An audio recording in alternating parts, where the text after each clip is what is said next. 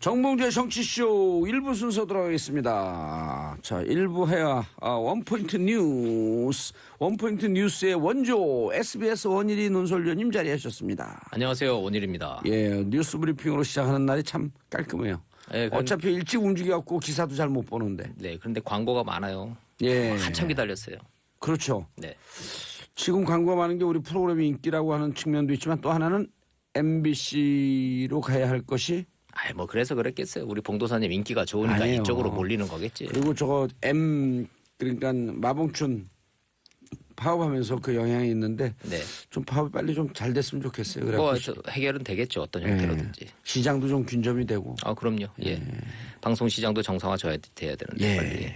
뭐 비도 오고 날씨도 꿀꿀하고 연휴도 끝나 그러는데 어떻게 뭐 실검 뉴스 골라오신 게 뭐 나파밸리, 뭐 크레인 사고 이런 걸로 이렇게 아니 이 광고 얘기 마저 하면은 예. 그래서 좀 광고가 많긴 하지만 듣는 분들이 좀 짜증도 나고 그러지만 광고 없으면 또 제작도 못 하잖아요. 네. 그것도 광고 없으면은 우리 원일이 기자님 그 출연료 15,000원인가요? 또 이런 또 국가 기밀을 또 이렇게 또. 아니, 사내 기자는 15,000원인가 10,000원인가 준다는 얘기를 듣고 제가 기절을 했어요. 그것도 감사합니다. 어쨌든 예. 광고도 정보고. 예. 네, 또 광고주도 청취자고. 아니, 무심코 듣던 게 내가 뭐 살려고 그러는데 뭐지? 그러면 그게 하나의 정보예요. 네. 그래서 광고 좀 불편하지만 그래도 광고를 열심히 듣는 분들이 훼손된 민주주의를 바로 세우는 길입니다. 이게 무슨 얘기죠? 자, 시장 경제의 뭐 근본을 말씀하신 거라고 이해합니다. 자, 뭐 실검으로 진짜로 나파밸리 산불 이거 미국에서 나는 뭐 자연재해인데 이게 실검이 될 정도로 지금 굉장하네요. 캘리포니아 산불은 위험해요. 예. 그래서 미국 사람들 농담이 있어요. 미국에서 도대체가 대책 없는 게 두 가지가 있다고. 하나가 캘리포니아 산불이고 두 번째가 트럼프의 막말이라고. 아하. 그럴 정도로 지금 이제 그 캘리포니아 그 산불이 말이죠. 예. 이제 실제로 가서 이제 여러 번 봤는데 대단해요. 어마어마해요. 이쪽 산에서 이쪽 산으로 박격포를 쏘는 것처럼 불꽃이 날아다니는 거 그렇죠. 직접 보신 적 있어요? 이렇게 정말로 저는 누님이 캘리포니아에 살아요. 예. 보면은 왜 사람이 15명이나 죽지 그러는데 가보면은 정말로 무시무시합니다. 불꽃이 날아다니잖아요. 그러니까 저 앞산에서 불이 나고 있으면 여기까지 안 오겠지 하는데 불꽃이 날아고 이쪽이 확 타버리고 또 캘리포니아는 건조한 지역 아니에요. 예. 근데 안타까운 거는 지금 시점이 이제 우기가 들어가는 시점이거든요. 지난 3월 달에 비 한 번 오고 지금까지 한 방울도 안 내리다가 10월 달이 접어들면은 이제 촉촉해지면서 비가 와요. 예. 우기에 접어드는 기간인데 요때 이제 비가 와가지고 지금 이제 굉장히 지금 이상 기온이라는 게 이게 디아블로 윈드라 그래서 아주 바짝 마른 건조한 바람이 시속 60마일로 부는 건데 그러면 시속 100km, 그렇죠. 100km가 넘는 거거든요. 예. 이게 어느 정도냐면요. 시속 20km가 되면 혹시 골프 치시는지 모르지만 골프공이 갔다가 뚝 떨어져요. 시속 25마일이 되면 골프공이 정말로 거짓말처럼 나를 향해서 거꾸로 날아오거든요. 그 드라이브 쳤는데 슉 돌아고 다시 나한테 내 쪽으로 날아온다고요. 그게 시속 30마일인데 지금 시속 60마일 이상 80마일까지 지금 분다는 건데 바람이 뭐 정말 불꽃이 박격포처럼 날아다니는 거예요.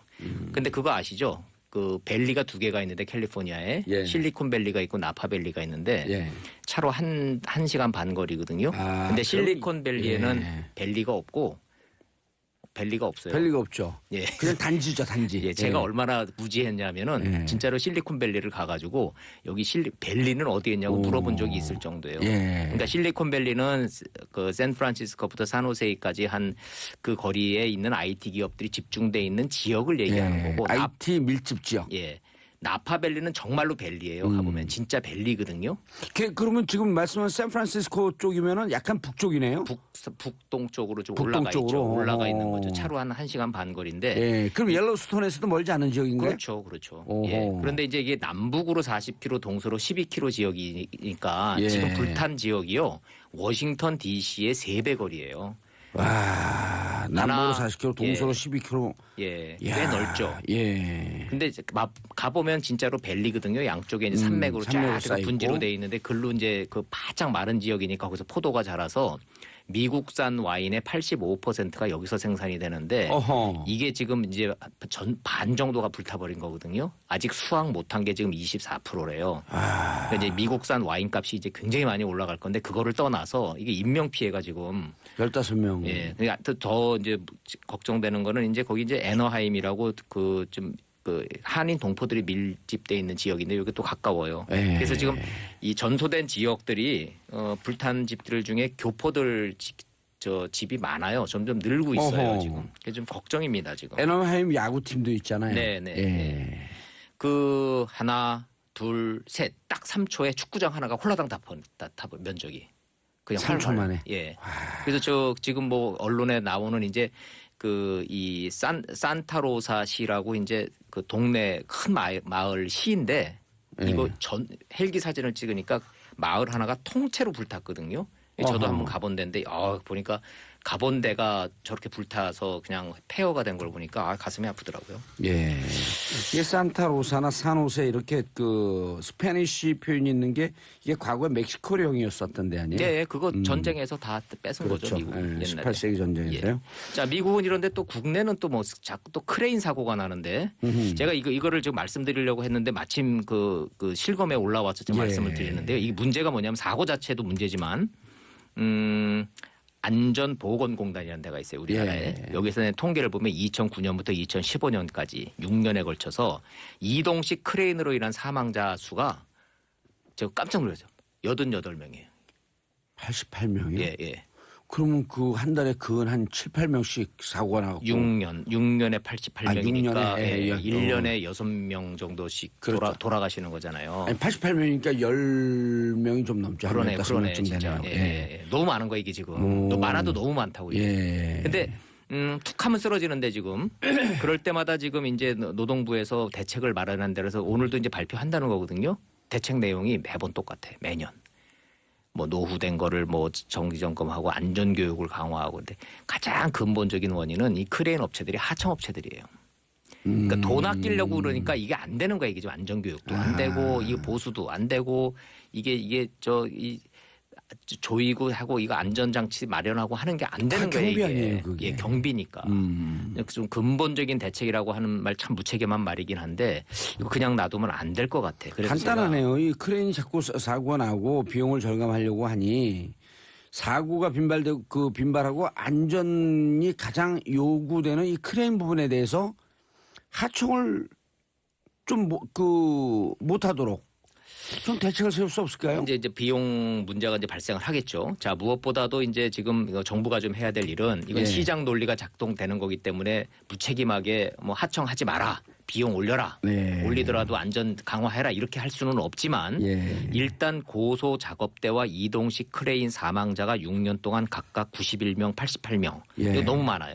이거 이제 OECD 국가로서 이러면 안 됩니다. 이거. 한 번 납작하면 또 대형 사고예요. 그렇죠. 자, 지금 바로 그냥 목숨을 잃는 사고로 연결이 되잖아요. 네. 그 고공 크레인이 예, 때문에. 이번에도 마찬가지거든요. 그러니까 매번 말만 그럴 게 아니라 정말로 문재인 정부에서는 이 부분에 대한 근본적인 어떤 법적 제도적 장치 마련이 예. 필요한. 국감에서 사실 저 이런 거 좀 다뤄봤으면 좋겠어. 국감 그러니까요. 의원들이 이런 거에 좀 관심을 갖고 이런 대책을 추궁하고 이런 거 대책을 마련하고 환노에서는 이 문제 나올 것 같은데 이번에. 나오겠죠. 예. 나오겠 너무 임박했으니까. 그리고 김영주 장관님이 그 삼선 의원 아니에요, 민주당? 네. 저하고 개인적으로 무척 절친인데. 그 얘기 좀 해주세요. 예. 이런 거 좀 다뤄보라고 진짜. 아니 김영주 장관님 이거 아주 꼼꼼하게 여성 장관으로서 의정 활동을 큰 그림보다도 꼼꼼한 활동에 아주 능했던 네. 분이거든요. 네. 철저하게 이거 조금만 고민하면 다 정답이 나올 것 네, 같은데. 하나만 제가 좀 보태자면 제가 사회부 기자 시절에 취재를 예. 해본 적이 있는데 예. 대한민국 정부가 크레인 사고에 대한 정확한 통계 자체가 없어요. 어허. 이게 종류가 너무 많아요. 예. 지게차도 있고 그게 거치식도 있고 타워 크레인이 있고 이동식이 있고 차량으로 옮겨서 하는 게 있고 그다음에 하다못해 이삿짐 올리는 거 있잖아요. 예. 그래서 이런 문제가 있으니까 이거 좀 한번 좀 국감에서 다뤄볼 만해요. 알겠습니다. 자 마지막으로 박근혜 전 대통령 구속기한 연장 여부 놓고 오늘 심리가 들어간다고요? 아니요, 끝났어요. 끝났어요? 어제 다 끝난 거예요. 이제 아직 이번 발표? 주 안에 이제 발표만 하는 건데, 아하. 자 석방될 것 같다, 계속될 것 같다, 제가 그 예단을 하지 않겠습니다. 예. 그리고 거기에 대한 논평은 끝나고 난 다음에 하겠습니다. 사실관계부터 말씀을 드리면 재판부가 곤혹스러운 게 원래 검찰이 추가 구속영장을 치기로 했었거든요. 예. 근데 추가 구속영장을 청구를 안 하고 그냥 재판부에다가 그냥 공을 싹 넘겨버렸어요. 그 기존에 했던 구속영장 중에 적시되지 않은 부분을 갖고 좀 연장을 해줘라. 그 안에서 다시 좀 한번 그 해달라. 안에서, 예. 그래서 제가 변호사들한테 물어봤는데 경력 20년 넘는 판사 출신 변호사 3명한테 물어봤는데 3명 모두 자기 기억에 추가 영장 청구 없이 있는 구속영장 사실만 가지고 또 구속 연장을 한 사례는 기억이 없대요. 예. 왜냐면 그렇게 청구하는 경우가 그렇게 요청하는 경우가 없으니까. 예. 그럼 석방 될 거냐고 근데 물어보면 그건 또 장담 못 한대. 왜냐하면 재판에 원하는 재판 진행이 가장 핵심 아니에요. 딩동댕 그게 이제 그럼요. 핵심이니까. 그래서 자 결론은 뭐냐? 재판부가 자 합의하에 한다 우리. 검찰과 변호인들의 합의하에 이제 구속을 유지할 건지 풀어줄 건지를 결정 이번 주 안에 하는데 만약에 발부를 계속 구속을 한다면 도주 및 증거 인멸 우려가 있다라는 거를 고지할 것이라고까지 미리 예고를 했어요. 재판부가 한다면이라고 정되지만 예. 자 그러면 이제 어떻게 될 건지 이제 곧 나오니까 나오고 난 다음에 논평은 따로 하겠습니다. 예, 알겠습니다. 청와대가 헌재 소장 대행 체제를 유지하겠다. 야당은 강력 반발. 요것도 좀 소식해줘야 될 텐데. 복잡하게 정치적으로 막 서로 주고받아서 청취자 여러분들이 이거 뭐지 이러는데 한마디로 뭐냐면요. 지금 저 김희수 대행 체제가 97년도에 JP 총리설이 6개월 하고 똑같다고 보시면 돼요. 그래, 김희수 부결했잖아요. 헌재 소장이 국회 넘어서 국회에서 부결시킨 거예요, 사실상. 부결됐기 때문에. 예. 그러면 이제 법대로 하면은 원래는 다른 재판관을 뽑아서 다시 들이밀어야 되는데 예. 청와대 그게 싫은 거예요. 왜냐하면 나머지 6분들이 박근혜 대통령하고 양승태 전 대법원장이 지명하죠. 그분들하고 친한 분들이에요. 어허. 그러니까 싫은 거야. 그분 때 임명돼 그 두 예. 대통령 때 임명되었던 헌재 소장, 다른 사람은 싫은 거야. 지금. 재판관들. 그래서 김희수 대행으로 가느냐 아니면은 강일원 재판관으로 새로 추천하는데 강일원 재판관은 곧 임기가 내년 9월로 또 끝나. 그러니까 청와대 그것도 싫은 거예요. 김희수도 1년 남았잖아요. 예. 김희수 재판관도. 그래서 지금 어찌 됐든 대행으로 가겠다고 결정이 됐기 때문에 예. 내년 9월까지 이제 끌고 가는 거는 이제 불가피해졌는데 예. 자 이게 국회에서 부결시킨 이 사람을 또 대행으로 가겠다라는 거는 국회하고의 협치를 깨는 거 아니라는 야당의 반발을 무릅쓰고 지금 가는 거기 때문에 그 정치적 이해득실은 그건 좀 따져봐야 돼요. 약간의 감정이 좀 깔려 있는 것 같은 느낌도 좀 드네요. 기분 나쁘면은 나는 내 갈 길 간다. 이렇게 받아들일 수 청와대도 있죠. 국회까지 넘어갔고 이렇게 헌재 소장이 부결된 경우도 없고. 아니 가장 근본적인 문제는 예. 김희수 소장이 특별히 하자가 없다라는 걸 야당이 인정을 하면서도 정치적 이해관계 때문에 부결시킨 점이 기분 나쁜 거야 청와대는. 그게 본질이고요. 예. 야당은 부결시켰으면 좀 못 이기는 척하고 내리고 다른 사람 올리면은 못 이기는 척 해줄 텐데. 야당이 지금 많은데 주로 어디가 이렇게 강력하게 반발하나요? 다요. 전부 다 그래요. 전부 다 국민의당은 또 김희수 한 다음에 후폭풍이 심하니까 그렇죠. 아주 훌륭한 분이었다라고 하면서 뒷수습까지 했단 그렇죠. 말이에요. 예. 더군다나 전북분이기 때문에 예. 전부 또 이 호남 민심을 고창이에요, 고창. 예, 이 호남 민심을 고려하지 않을 수는 없죠. 예. 그건 이제 그 전 얘기인 거고 지금 상황은 어찌 됐든 이렇게 약간이 아니라 많이 감정이 섞인 지금 이 조치가 이루어졌기 때문에 국회에서 그래서 부결시켰으면 그래도 그럼에도 그럼 그 이유를 대행 체제로 가고 뭐 다른 분으로 네. 가든지 아니면 그 다음 그 스텝을 준비해야 되는데 계속 대행 체제로 간다? 그러면은 뭐 막 가자는 거냐 이렇게 나올 수 이제 이렇게 되는 거예요. 근데 그죠? 지금 국감을 앞두고 있단 말이에요. 예. 그래서 이제 국민 여러분들은 뭐 부결됐는데 대행으로 가나 보지 이게 뭐 큰 의미 있나 이렇게 생각하실 수 있지만 사실은 정치적으로는 이게 폭발력이 굉장히 강한 문제예요. 그래요? 여야 간에 지금 이게 감정이 개입된 문제이기 때문에 아하. 단순히 이 정치적 공학 문제가 아니라 감정이 이렇게 끼면은 이게 잘 안 풀 수가 많아요 이게. 감정은 풀어줘야 되는데요. 네, 그래서 이 문제는 조금 더 앞으로 알겠습니다. 계속 얘기가 될 서범숙님, 겁니다. 왕기자님 목소리 볼 수 있어요. 김진만님, 봉도사님 오늘 정탐적 같아요. 멋져용. 자, 원일 기자님 인사하시고요. 감사합니다. 또 뵙겠습니다. 예, 저는 광고 듣고 2부 3변 시대로 돌아오겠습니다. 채널 고정하소서. 정봉재 정치쇼 2부 순서 들어가겠습니다. 자, 추석을 뜨겁게 달궜던 3변 시대 고구려를 대표하는 백성문 변호사님. 네, 안녕하세요. 백성문입니다. 예, 자 신라의 김태현 변호사님. 예, 안녕하세요. 김태현입니다. 예, 화개장터 박지훈 변호사님. 네, 박지훈입니다. 반갑습니다. 예, 댓글에 세 분을 어떻게 소개했다고요? 이렇게 소개가 돼 있더라고요. 귀순 변호사고요, 저는요. 귀순. 그리고 귀순. 예, 귀순했다고. 아, 난 박기순 닮았다. 아니요, 귀순했다고. 자유한국당에서 지금 예. 여권으로 왔으니까 귀순이죠. 백성호 변호사는 극중도 변호사고 네. 그리고 극중도는 뭐야? 아주 중간만 간다는 거예요. 그러니까 안철수 같은 그런 극중. 느낌이죠. 극중주의. 네, 아. 안철수 대표랑 좀 달라요. 김태현 변호사는 극우 변호사라고 이렇게. 아 저번에 그 박근혜 대통령 때문에 눈물 둘렸잖아요. 아니라니까. 아니, 눈물 흘린 건 아니고 옆에서 눈물을 닦았죠. 뚝뚝 떨어지더라고. 뚝뚝. 와. 아, 또 오늘도 이렇게 몰아가기 시작하나요? 난 소나기가 오는 줄 알았어. 아니, 눈에서. 그러니까 아니 박근혜 대통령 얘기하는데 벼랑간에 안경을 벗었어요 그때 안경을. 황순원 씨가 생각이 나요? 그렇죠. 소나기. 자, 김경님 감사합니다. 힘든 방송입니다, 이 기순 방송. 변호사 극중 노변 그구 쪽에 발 살짝 닦는 변. 좀 낫다, 살짝 담근. 살짝 예. 담그면은 좀 낫네. 자, 그리고 또 명절 때 아주 재밌는 방송을 해갖고 빵빵 터졌는데 박준 변호사 그 부인께서 사고가 나셨다고. 예, 조금 명절 음식 준비하다가 예. 약간 좀 부상을 좀 입었습니다. 아, 화상. 예, 그래서 화상인데 수술하고 그래야 된다니까요. 예, 그래서 제가 뭐 일주일 동안 병원에서 이렇게 그 사랑을 또. 아, 주고. 그럼 그때 우리 방송은 녹음 방송이었었나요? 예? 병원에 있으면 어떻게 하는 거예요, 방송을? 잠시 또 병원에서 병원을 우리가 왔다 갔다 왔다 이렇게 갔죠. 했었습니다. 깜짝 예. 놀랐네, 예, 녹음 예. 방송인 줄 알고. 피디한테 어깨 한 대 맞았어. 예, 예, 조금 그 화상 수술을. 예, 명절 음식 준비하다가 기름이 조금 되어가지고 아이고. 예, 그래서 수술 받고 어머, 지금 치료 받고 있습니다. 예. 웃잖아, 어머니께서 어머니가 조금 마음 아파하시고 앞으로 명절 음식은 많이 줄 거라고 저는 생각이 듭니다. 저희 집에서는 예. 그러니까 이게 100번의 방송에 소용없어요. 한 번의 사고가 그렇죠. 훨씬 효과적이야. 아, 죄송합니다. 효과적이라고 아닙니다. 얘기를 하면 안 되는데. 자, 첫 번째 뉴스, 백성문 변호사님. 네. 그럼 국민의당은 들어가는 거예요? 네? 극중주의. 아 저는 그런 의미의 극중이 아니에요. 예. 아니 뭐 오른쪽이 맞을 때도 있고 틀릴 때도 있고 또 진보가 맞을 때도 있고 틀릴 때도 있고. 아니, 근데 제가 하나 궁금한 게 있어요. 극중주의 아니에요? 뭐 그렇죠? 꼭 뭐 그걸 표방하진 않아요 그냥. 아니, 근데 극중 맞는 게 대사는 왜 이렇게 맞다주의. 진지해요? 남한산성 극중 대사는 왜 이렇게 진지해? 그러니까 너무 진지하죠. 아, 무슨 다큐멘터리 보는 줄 알았어요. 책하고 대사가 똑같아요. 그러니까 너무 그 남한산성 그 김훈 원작에 네, 그 작가님이 너무, 예.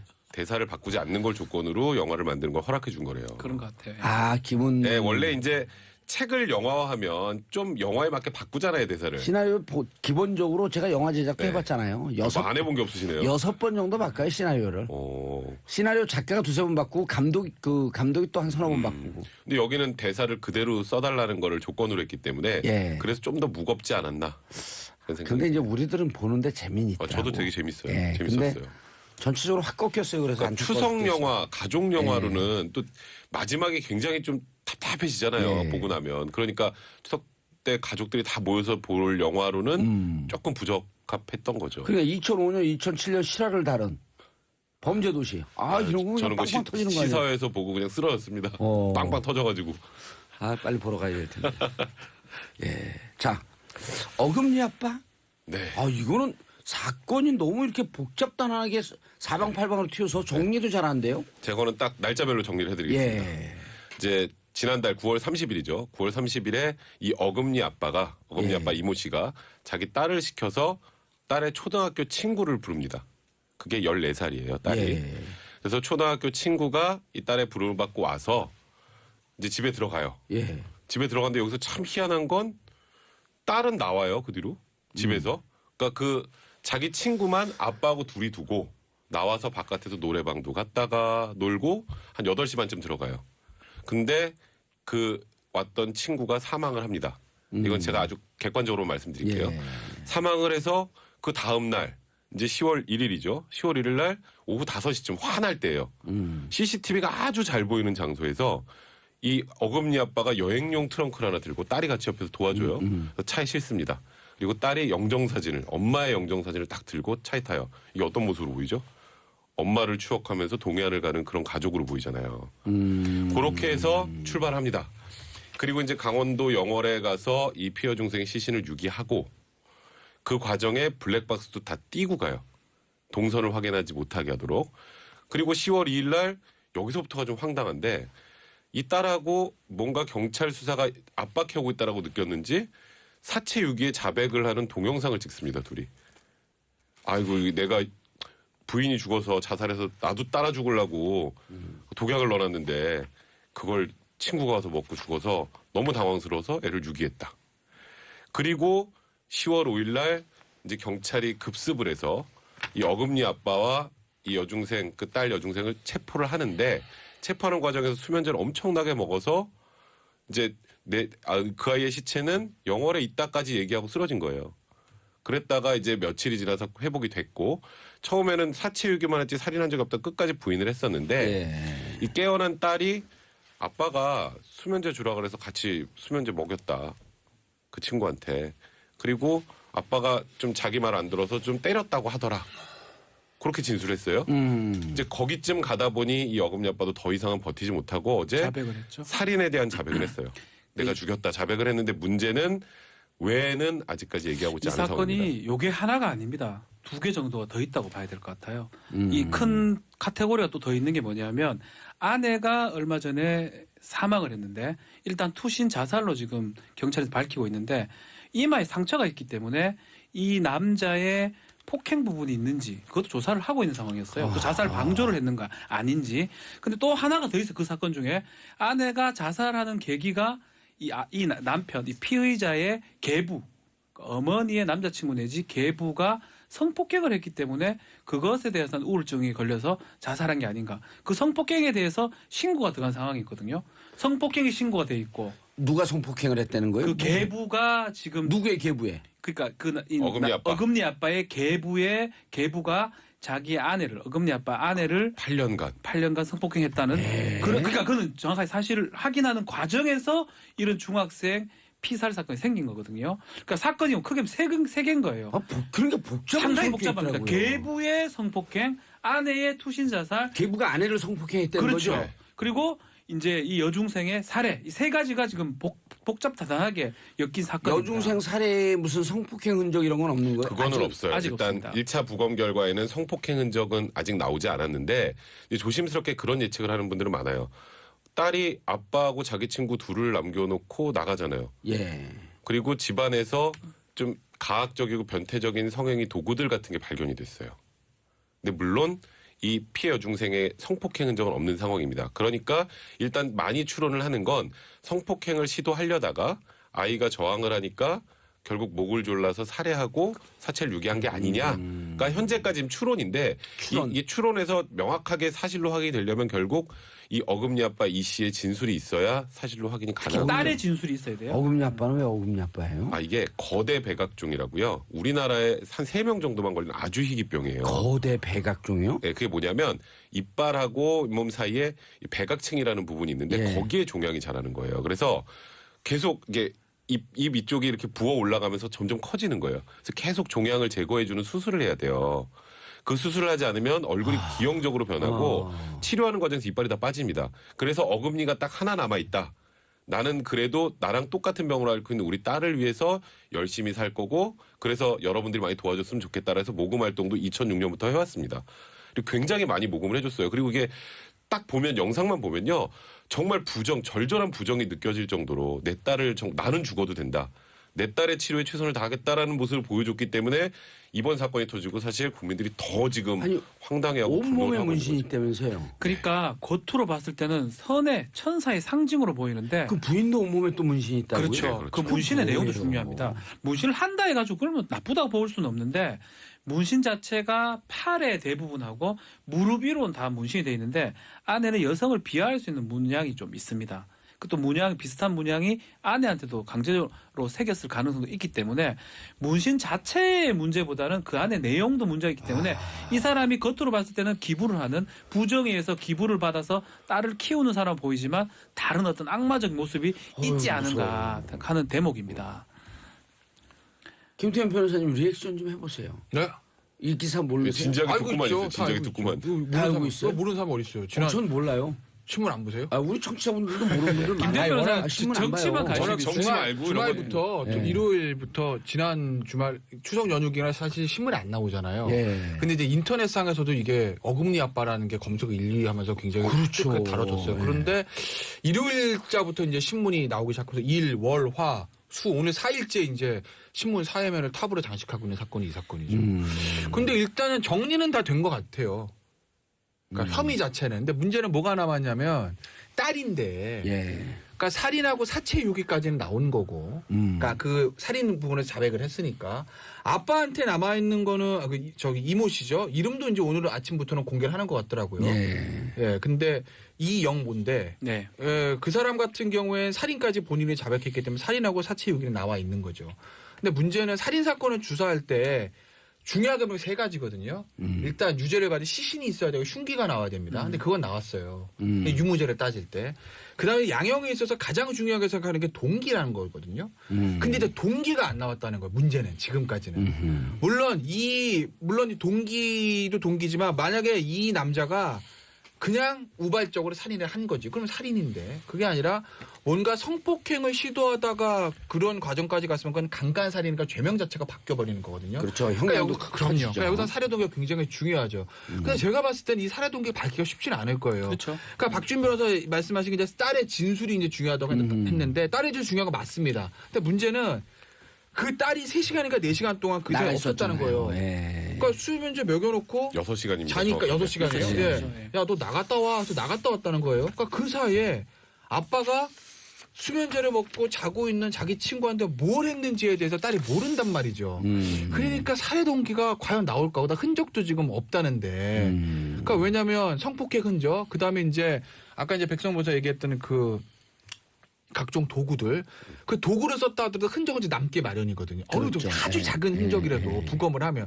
근데 그게 안 나왔다는 거로 봐서. 이제 정밀부검에서 나올 수도 있죠. 그죠. 정밀보고 나오면 이제 아직 현재 버전입니다. 물론 앞으로 어떻게 될지 모르지 현재 버전이에요. 그러니까 현재 버전으로 봤을 때는 강간살인까지 가기는 쉽진 않을 것 같고 일단 살인까지는 가능한 건데 그리고 이제 그게 아버지 문제고 딸의 문제에 대해서는 딸도 사체유기까지는 딸은 나온 또 건데 문제가 되는 게 네. 딸은 3가지 정도 문제가 돼요. 딸이 뭐 상해 나올 수 있을 불렀죠. 거예요. 예. 본인이 꾀였다고 생각하면 돼요. 초등학교 때 만났던 사람인데 중학교 때 안 만나던 아이를 김양을 불러가지고 결국은 됐고 본인이 아니 아빠가 부르라 그러면 왜 부를까? 근데 그러니까 이제 그 생각을 해봐야 되는데 본인이 수면제 같은 드링크를 줬거든요.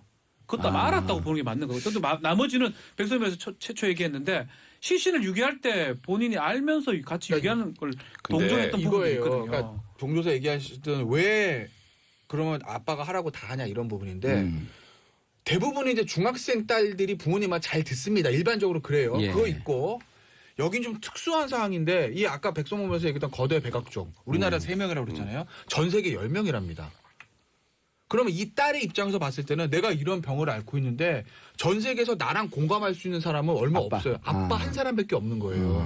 그러니까 제가 뭐 딸을 두둔하고 이런 문제가 아니라 예. 이 병을 앓고 있는 사람이기 때문에 아빠와 딸 사이에 굉장한 유대감이라든지 이런 것들이 그러니까 있을 수 이 있다는 거죠. 딸은 가해자 시키는 대로 동시에 하는 거야. 피해자일 네. 가능성이 높아 보이는 상황. 근데 저는 이제 여기서 좀 하나 다르게 생각을 하는 게 그 CCTV 영상을 많이 보셨을 텐데 제가 아까 처음에 얘기했을 때 10월 1일 날 이 피해 여중생의 사체를 여행용 가방에 싣고 예. 그리고 나와서 아빠랑 같이 그 여행용 가방을 들어서 트렁크에 넣고 자살한 엄마의 영정사진을 들고 이 조수석으로 이렇게 들어가는 거. 그 CCTV 앞에서 일부러 연출한 거거든요. 그 공모죠, 공모. 그 완전 연출인데 기획. 문제는 지금 자기 친구가 죽어서 저 트렁크 안에 들어가 있어요. 그걸 알아요.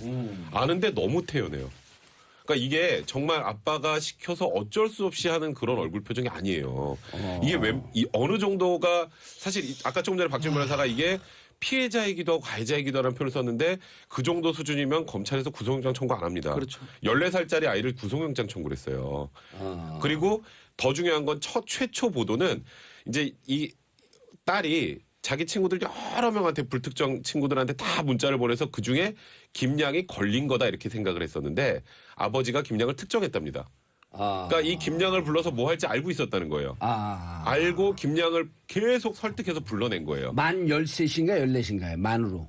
14시라고 하는 14세입니다. 그러면 촉법소년은 아니네. 아닙니다. 아니죠. 예. 네, 헌법 그러니까 적용이 되죠. 예. 지금 이 딸은 범행 무엇을 할지에 대략 어렴풋이 알고 있었고 그리고 아버지가 이 김양을 살해한 이후에 그 행동을 보면 거의 모든 걸 같이 하고 있는 모양새예요. 그 살해한 순간에 바깥에 있었던 걸 제외하면. 이제 그렇기 때문에 그럼 아까 아빠가 무엇을 할 것이다라고 하는 것도 예측하고 나갔을 그래서 수가 있는 저는 거죠. 또 이게 더 문제가 이 김양이라는 친구가 경찰에서는 확인해 본 바로 초등학교 시절에 자주 놀러 왔었대요. 아. 그리고 외모도 굉장히 예쁘장하다고 합니다. 아유. 그러다 보니까 저도 정말 마음이 아픈데 그러다 보니 아까 제가 말씀하셨던 것처럼 그런 증거가 아직 명백하게 동기가 나오진 않았지만 그쪽으로 계속 추정을 하고 수사 방향을 잡고 있는 겁니다. 아, 그 전과는 안 나왔나요, 아빠?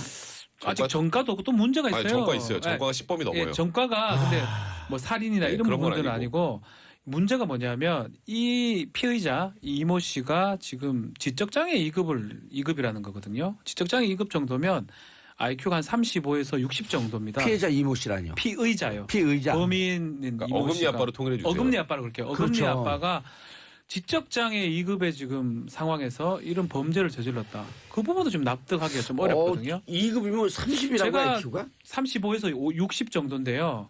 그 정도면 단순한 어떤 반복적 일을 할 수 있지 이런 연극이라든지 아, 그러네요. 범행을 계획하거나 짜거나 은폐하거나 알리바이를 하는 거는 거의 불가능하다고 봐야 되는데 어금니 아빠가 전과 18범이는데 네. 왜 그 말은 안 하나요? 7066님이 항의 문자 지금 왔어요. 네, 했어요. 18범 얘기했고요. 어. 이제 뭐 살인 전과가 아니고 뭐 사기나 다른 뭐 전과들이 있다고 지금 근데 알려져 있고. 지적장애 2급이 어떻게 사기를 할 그러니까 수가 그런 있죠? 부분들이 지금 좀 애매한 부분이에요. 이거를 판정받을 때 본인이 어떤 좀 부적하게 받았든지 아니면 판정이 잘못됐다든지. 이제 우리나라 근데 판정이 잘못되기 좀 어렵거든요. 사실. 장애 등급 심사하는 게 예. 굉장히 형식적이라는 거예요.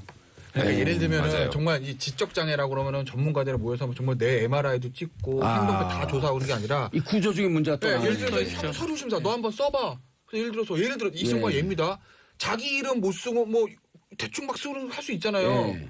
지적 모르는 연기를 척 할 수 있다. 얼마나 할 수 있다고요. 그거 보면 2급 따낸다는 거예요. 예를 그래서 들면 이거는 맞는 것 같아요. 예. 예를 들면 뭐 이름 이거 정말 얘입니다. 뭐 이름 못 쓰면 뭐 2급 이런 건 규정이 있다고 치면 이름 일부러 못 쓸 수 있는 거거든요. 멍청한 척 모르는 척 할 수 있습니다. 아니 한정치산, 그러면 금치산 이런 거로 자기가 기획을 할 수가 있다는 거예요? 근데 한정치산 그건 금치산은 안 되는 그건 거고. 안 돼요. 한정치산 그러니까 장애 판정이라는 게 장애 사실은 판정은 뭐 아하. 뭘 어떤 권리의 변동이 생긴 건 아니거든요. 그러니까 네. 대충 한다는 그래서 거예요. 근데 한정치산 금치산은 권리의 권리의 변동이 변동이 생기니까 생기니까. 그건 좀 지금 정확한 건 엄격하게 아닌데 초등학 졸업으로 좀 알려져 있거든요. 그러다 보면 지금 김태민에서 지적한 것처럼 글자 같은 것도 잘 못 쓸 수도 있고 그런 것들로 판단이 조금 잘못됐지 않았을까. 만약에 직접장애 2급이라 그러면 이 사건 양형을 할 때 뭐 범행 동기 봐야 되지만 상당히 감안을 해줘야 됩니다. 그렇죠. 근데 그게 지금 제대로 평가됐는 건지 막 수사 재판 과정에서 또 반영될 걸로 그러니까 돼야 제대로 된 보입니다. 지적장애 2급이라면 예.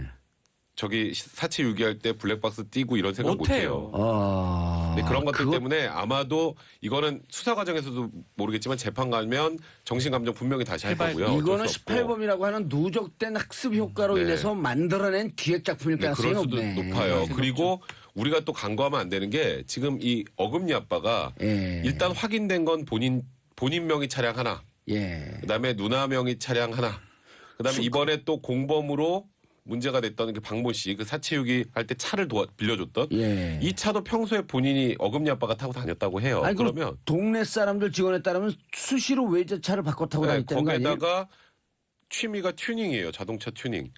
근데 이분 직업 없어요.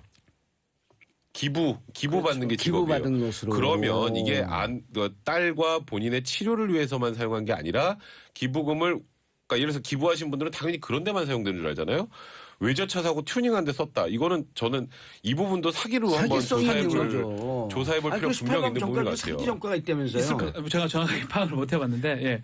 아마 있을 것 같고 아니 거대 백악종 이거는 있는 거예요 진짜? 아 그건 이거는 맞아요. 맞아요. 네, 그건 맞아요. 이거는 맞는데 결국 기부의 문제점도 이번에 좀 얘기를 해야 되는데 원래 기부금품 모집에 관한 법률에 따르면 3천만 원 이상 못 걷게 돼 그렇죠. 있어요. 법인이 받고 이러면 통제가 가능한데 네. 지금 개인이 지금 받은 상황이거든요. 개인 3천만 원 너무 위법해요. 근데 이걸 홈페이지를 통해서 SNS 통해서 받고 받는 거는 가능한데 어디에 썼는지 자체가 통제가 자체가 그렇죠. 안 됩니다. 아마 그러다 보니까 뭐 추측컨대 튜닝하고 외제차 사는데 그 돈을 썼지 않을까 이렇게 추측이 되는 부분입니다. 8075님 그럼 범죄자한테 왜 아빠라는 말을 붙이시죠? 그냥 피의자라고 해주세요. 아빠라는 말 붙이는 거 기분 나빠요. 어금니 피해자라고 하겠습니다. 어금니 피의자. 피의자 맞죠? 예, 피의자입니다. 지금은. 피의자. 혐의가 있는. 예. 예. 7655님, 우리나라는 범죄자 인권만 있나요? 뉴스 보면 형사들 얼굴을 공개하고 범죄자 얼굴만 모자이크 하던데. 형사들 얼굴 공개되는 거 좀 요즘은. 이거 반대로 돼야 돼요. 형사들 얼굴을 조금 가리고 범죄자 얼굴은 미국 같은데 많은 주법은 거의 공개를 하거든요. 이번에 뭐 아시겠지만 그 판사 괌에서 예. 여판사와 그 남편 변호사 그 미국에서 공개해 버렸잖아요. 우리나라는 인권을 너무 중시하다 보니 그게 과거 어찌 보면 독재 정권의 산물이에요. 그때부터 너무 인권 침해가 심하다니까 인권을 보호하다 보니 사실 범죄자 얼굴을 공개하는 게 사실 심사에서 공개를 하는 거거든요. 그게 굉장히 어려워요. 그것도 좀 아이러니한 거죠. 형사들 좀 갈아주세요. 형사들 지금 다 걸리게 생겼어요. 가려주라고? 형사들 모자이크 해줘야 되는데 네. 형사들 얼굴 다 알려주고. 아니, 저렇게 모자이크 다 알려주면 잠복근무도 못 할 거 아니에요. 그러니까요. 잠복근무 할 때, 형사님 제가 어제 봤어요. 지금 잠복근무 중이세요. SBS에서 봤는데 얘기하는데요. 잠복근무 중이라고 그러면은, 지금 어디 촬영 중이에요. 자, 55분 40초에 멘트 나오십니다. 음악 없이요. 자, 3변시대 광고 듣고 3부에 돌아오겠습니다. 채널 고정하소서. 정봉재 정치쇼 2부 다음은 몇 부죠?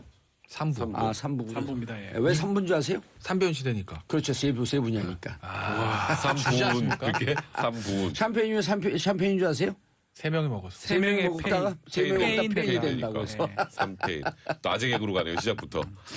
자, 이거 진짜 그 어금니 피의자 얘기하면서 웃으면서 하면 안 되는데 그래도 이런 울적한 뉴스인데 이 사람의 이 피의자의 실상을 좀 공개할 필요가 있습니다. 왜냐하면 이게 학습 효과가 돼갖고요. 주위에 조금 이상하게 되면 스스로 안전 대비를 좀 해야 돼요. 왜냐하면 모든 걸 다 대체 정부나 이런 공공기관에서 해줄 수 있는 게 아니거든요. 맞습니다. 자, 한은정님, 그런 학습 효과를 가지려는 거예요. 한은정님, 어금니 피의자 소식 정말 듣기가 너무 힘들어요. 일하면서 듣는데 울컥합니다. 9737님, 3변 시대만 목 빠지게 기다렸어요. 윤홍선님, 3변님들 박근혜 전 대통령 구속 연장 여부는 언제 나오나요? 이번 주 내로 나옵니다. 이야, 이 윤홍선님이 PD야, 보니까. 네. 연결을 시켜주네요. 요거 하죠. 아니, 그냥. 그 윤홍선님이 그 동명이인이 있나요? PD인데 저분이. 이거 하시죠. 홍준표 이거요? 하지 말고. 홍준표요? 홍준표 아닌가? 원래 없어요. 예. 자, 박근혜 전 대통령 집으로 돌아갈 수 있을까? 아니면 서울구치소에 계속 전 남아있을까? 김태현 변호사 의견이 정말 궁금합니다. 김태현 변호사 의견요? 네. 그 전에 두 분 사무실 마비가 됐다면서요? 거기 좀 하세요. 사실 제가 이제 박근혜 전 대통령 구속영장 연장이 될 것인가 해서 이제 연장이 되는 이유를 쭉 설명을 했어요. 뭐 범죄행위의 중대성이야 뭐 제가 설명드릴 필요 없는 것 같고. 예. 그다음에 증거인멸의 우려 부분과 관련해서 어쨌건 박 전 대통령 전부 다 부인하고 있죠.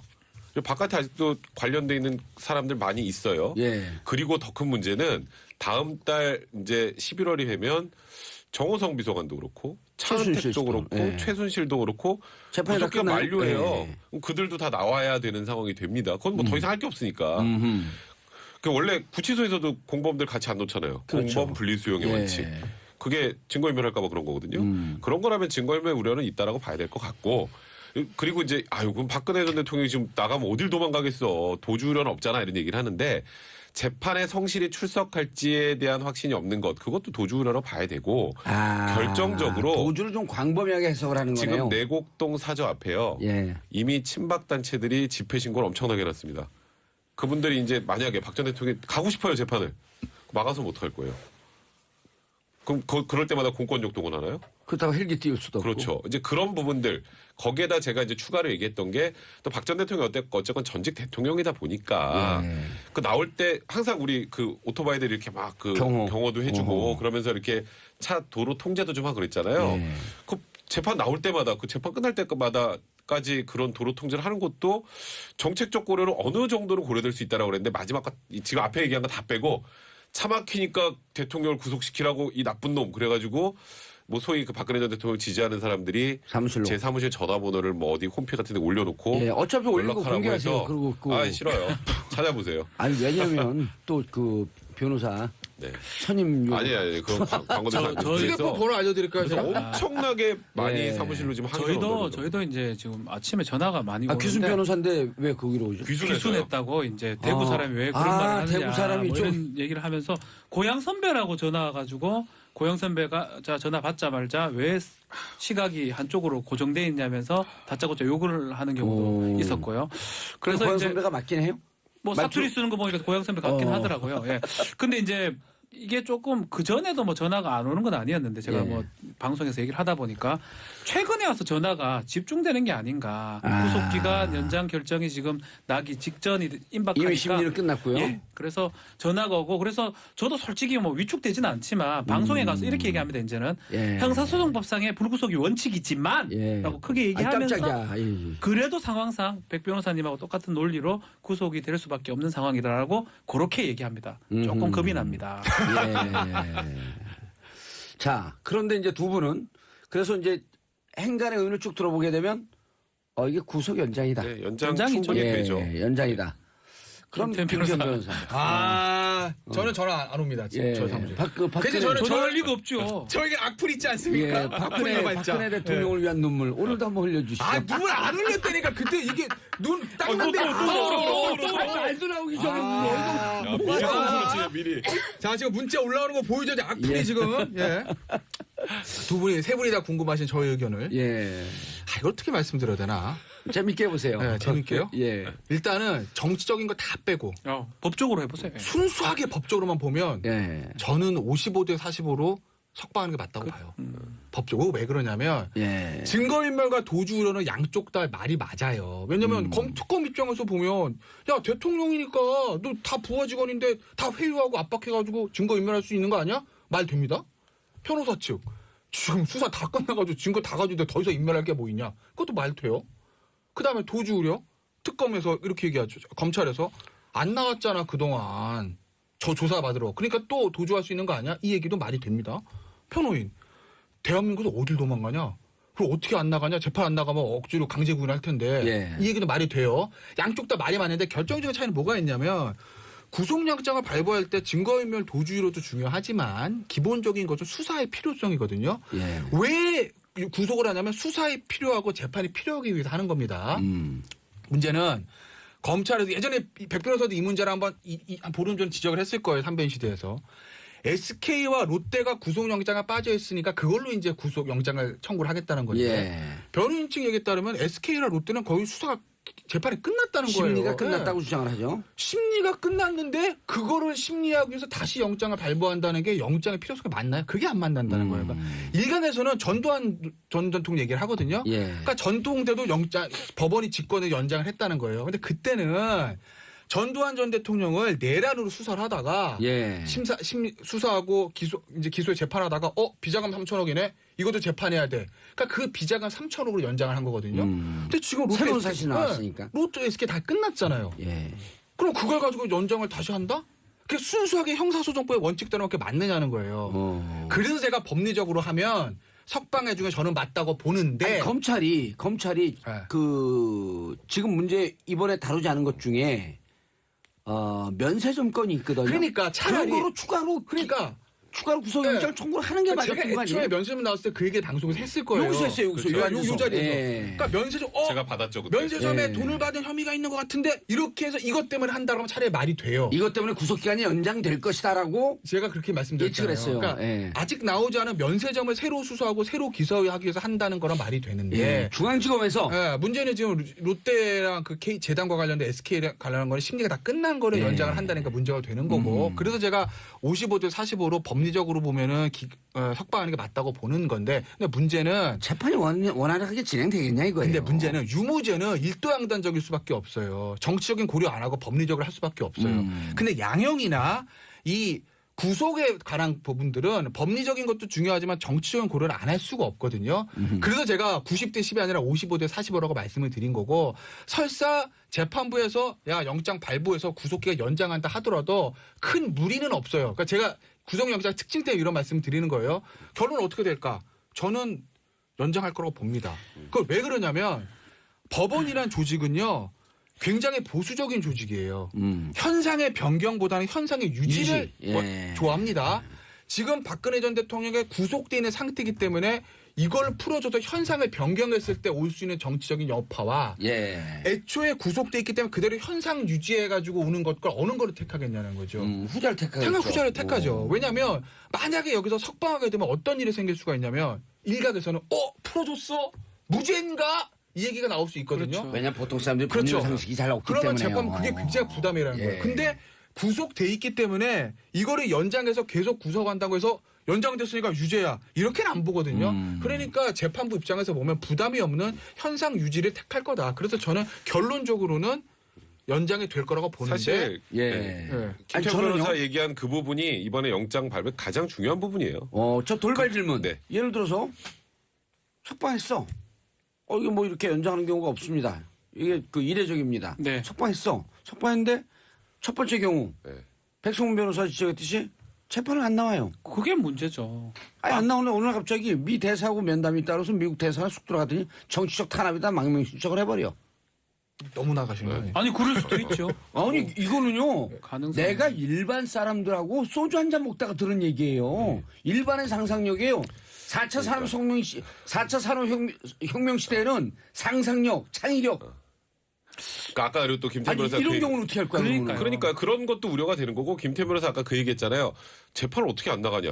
안 나가면 강제 구인할 텐데라는 표현을 썼는데 예. 그 앞에 박근혜 전 대통령의 지지자 수백 명 수천 명이 모여 있는 상황에서 경찰이 그걸 뚫고 들어가서 박근혜 전 대통령을 재판을 끌고 가는 모습을 한번 보여준다고 생각이 들어요. 그거 뒤집어지죠. 근데 강제 구인 딱 하는데 근데 또 9명이 딱 그게 맞고서 쉽지가 구인이 않아요. 이게 네. 김세윤 구인의 사무라이. 김세윤 부장입니다. 김세윤 재판장. 김세윤. 예, 재판장이 서울대 이제 8학번인가요? 86학번인가요? 예, 뭐 학번은 정확하게 모르는데 예. 하여튼 저도 재판을 해봤는데 이 재판장이 이제 판단할 거예요. 무난하게 재판하시는 무난하게 분이지. 재판을 하고요. 꼼꼼하게 재판하시는 되게 좋게 하지만 결론은 되게 가혹하게 나오는 경우가 많습니다. 아니 보통 그 피의자들 얘기를 다 들어주면 얘 예. 다 들어주고 근데 봤는데요. 결론이 아니네요. 전 타당한 결론을 많이 봤는데 근데 사실은 재판부 편의도 봐야 되거든요. 인권 정말 중요하고 법률, 형사소송법 중요한데 편의 부분은 너무나 심각합니다. 그렇죠. 이 지금 구금돼 있는 상황에서 구치소에서도 안 나간다 하면서 막 익하는데